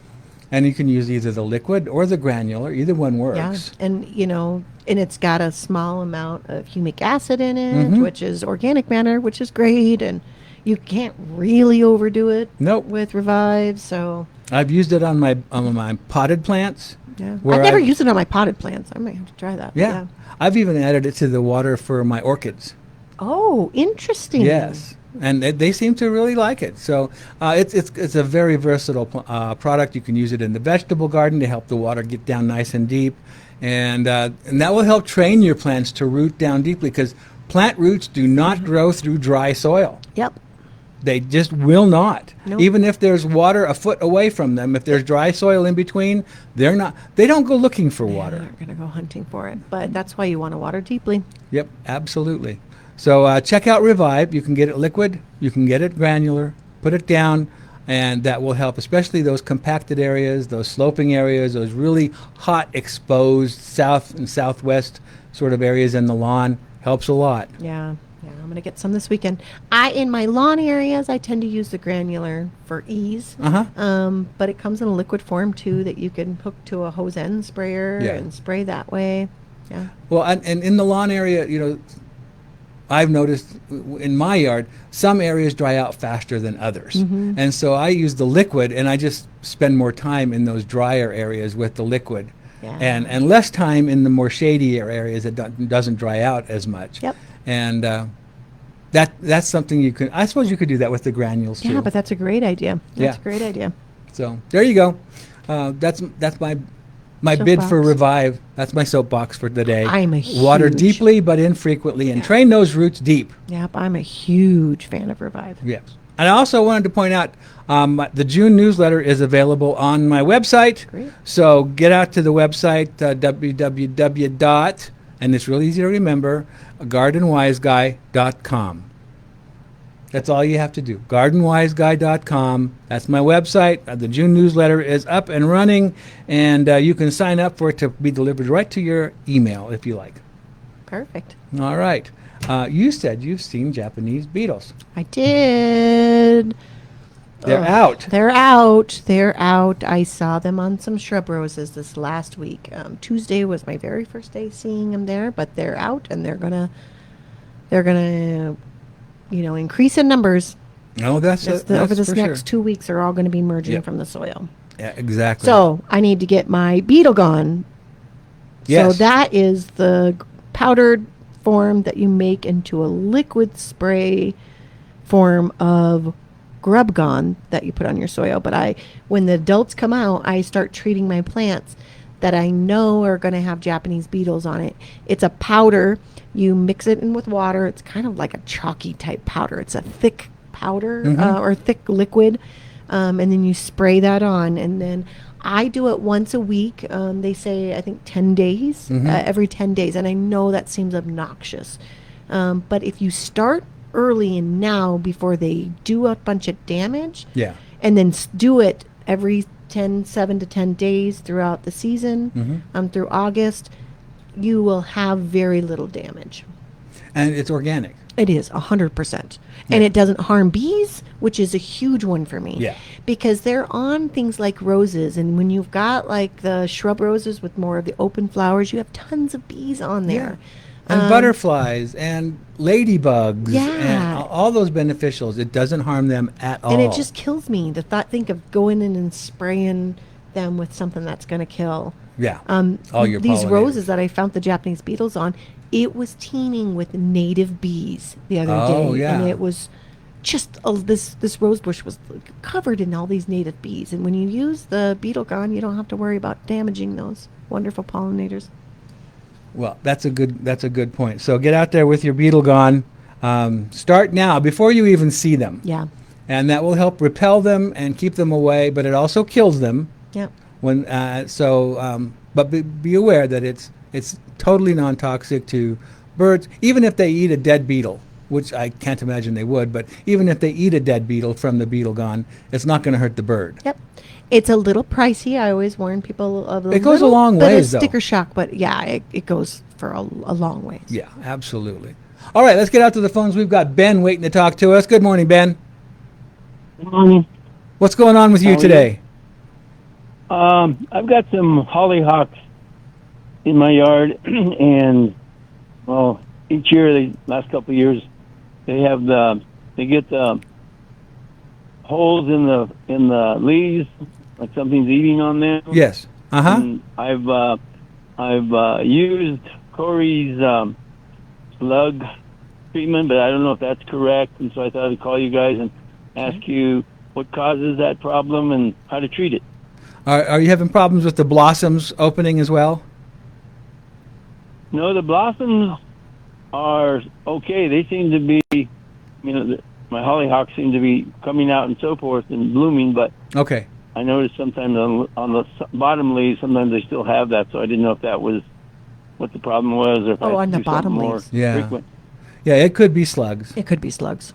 Yeah. There are a number of different things that If would. it was higher up in the plant, I wouldn't say slugs. Yeah, I would say it would be the weevil. Yeah, that's the hollyhock weevil. That's what I had thought. But they're up in the bud originally. area. Yeah. They're in the new growth at the top. Yeah, but if it's lower leaves, you're right. It's probably slugs. So just keep up with your slug Probably- treatment. Yeah, they're probably from the middle of the plant to the bottom. Yeah. Right now. Yeah. So that will more than likely be slugs, or it could be grasshoppers too. Yeah. How often do you apply the slug treatment? You know, I'm not familiar with the retreatment on the Corys. But it'll tell you on the directions on the bottle. Okay. Yeah. Yeah, I think it comes in like a solid granule form. Right. Exactly. And you just sprinkle it on the ground around the base of the plant. so that before the slugs can crawl up the stem, they come in contact with the slug killer. Yeah. And you could also use, if the Corey's isn't working for you, you might try the Sluggo product. Yeah. And it's never a bad idea to switch around, to swap it up a little bit. And now that we've had the drought and 2-day allowance for water and release grass and that, how often should we be watering plants? It depends on what kind of plant it is. You can let's say general perennials. Well, you can.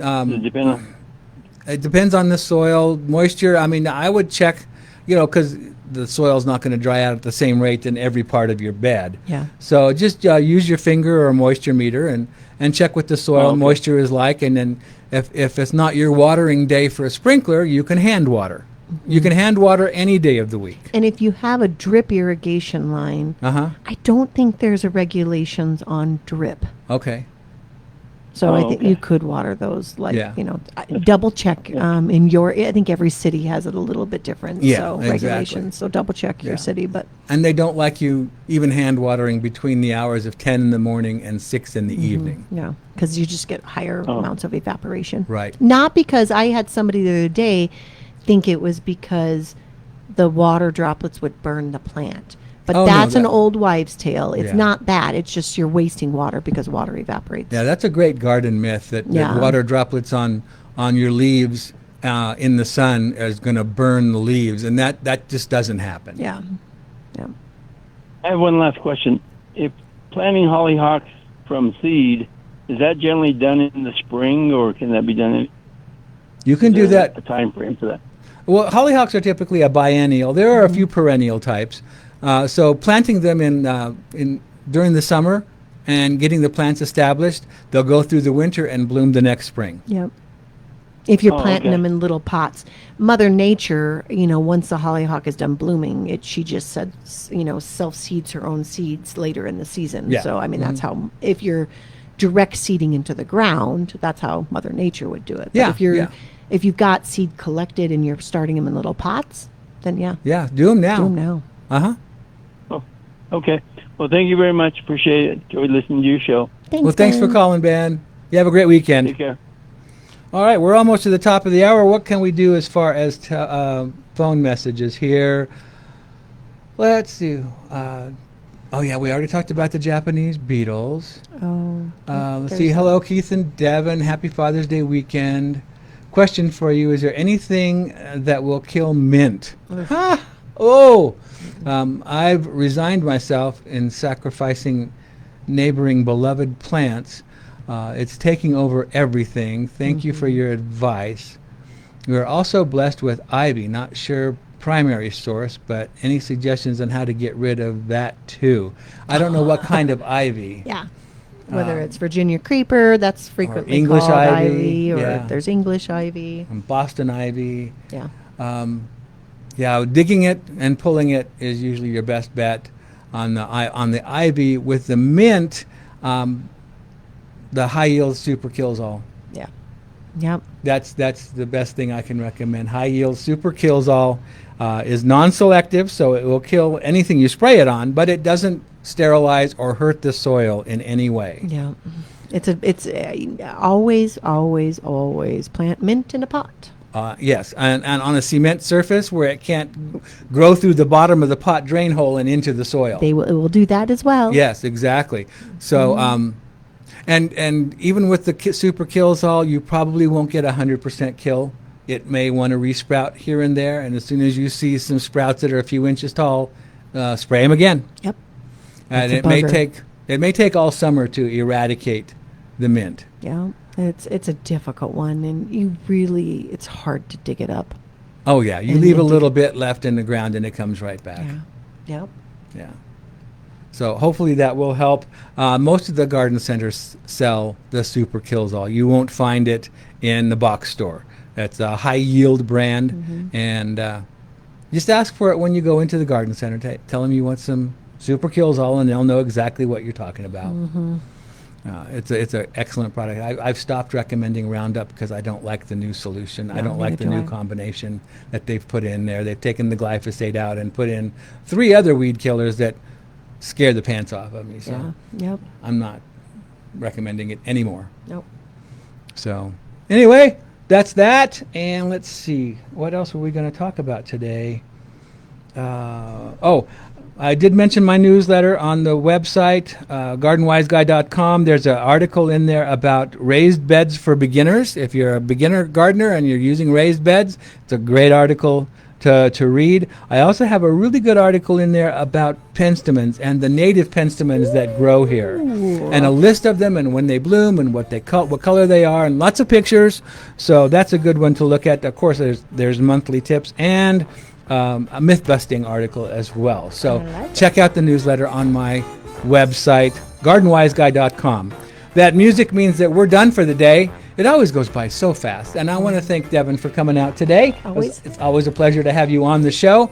And it's a pleasure to have you all listening and watching the Garden Wise Show. So until next Saturday, we'll be on from 7 to 9.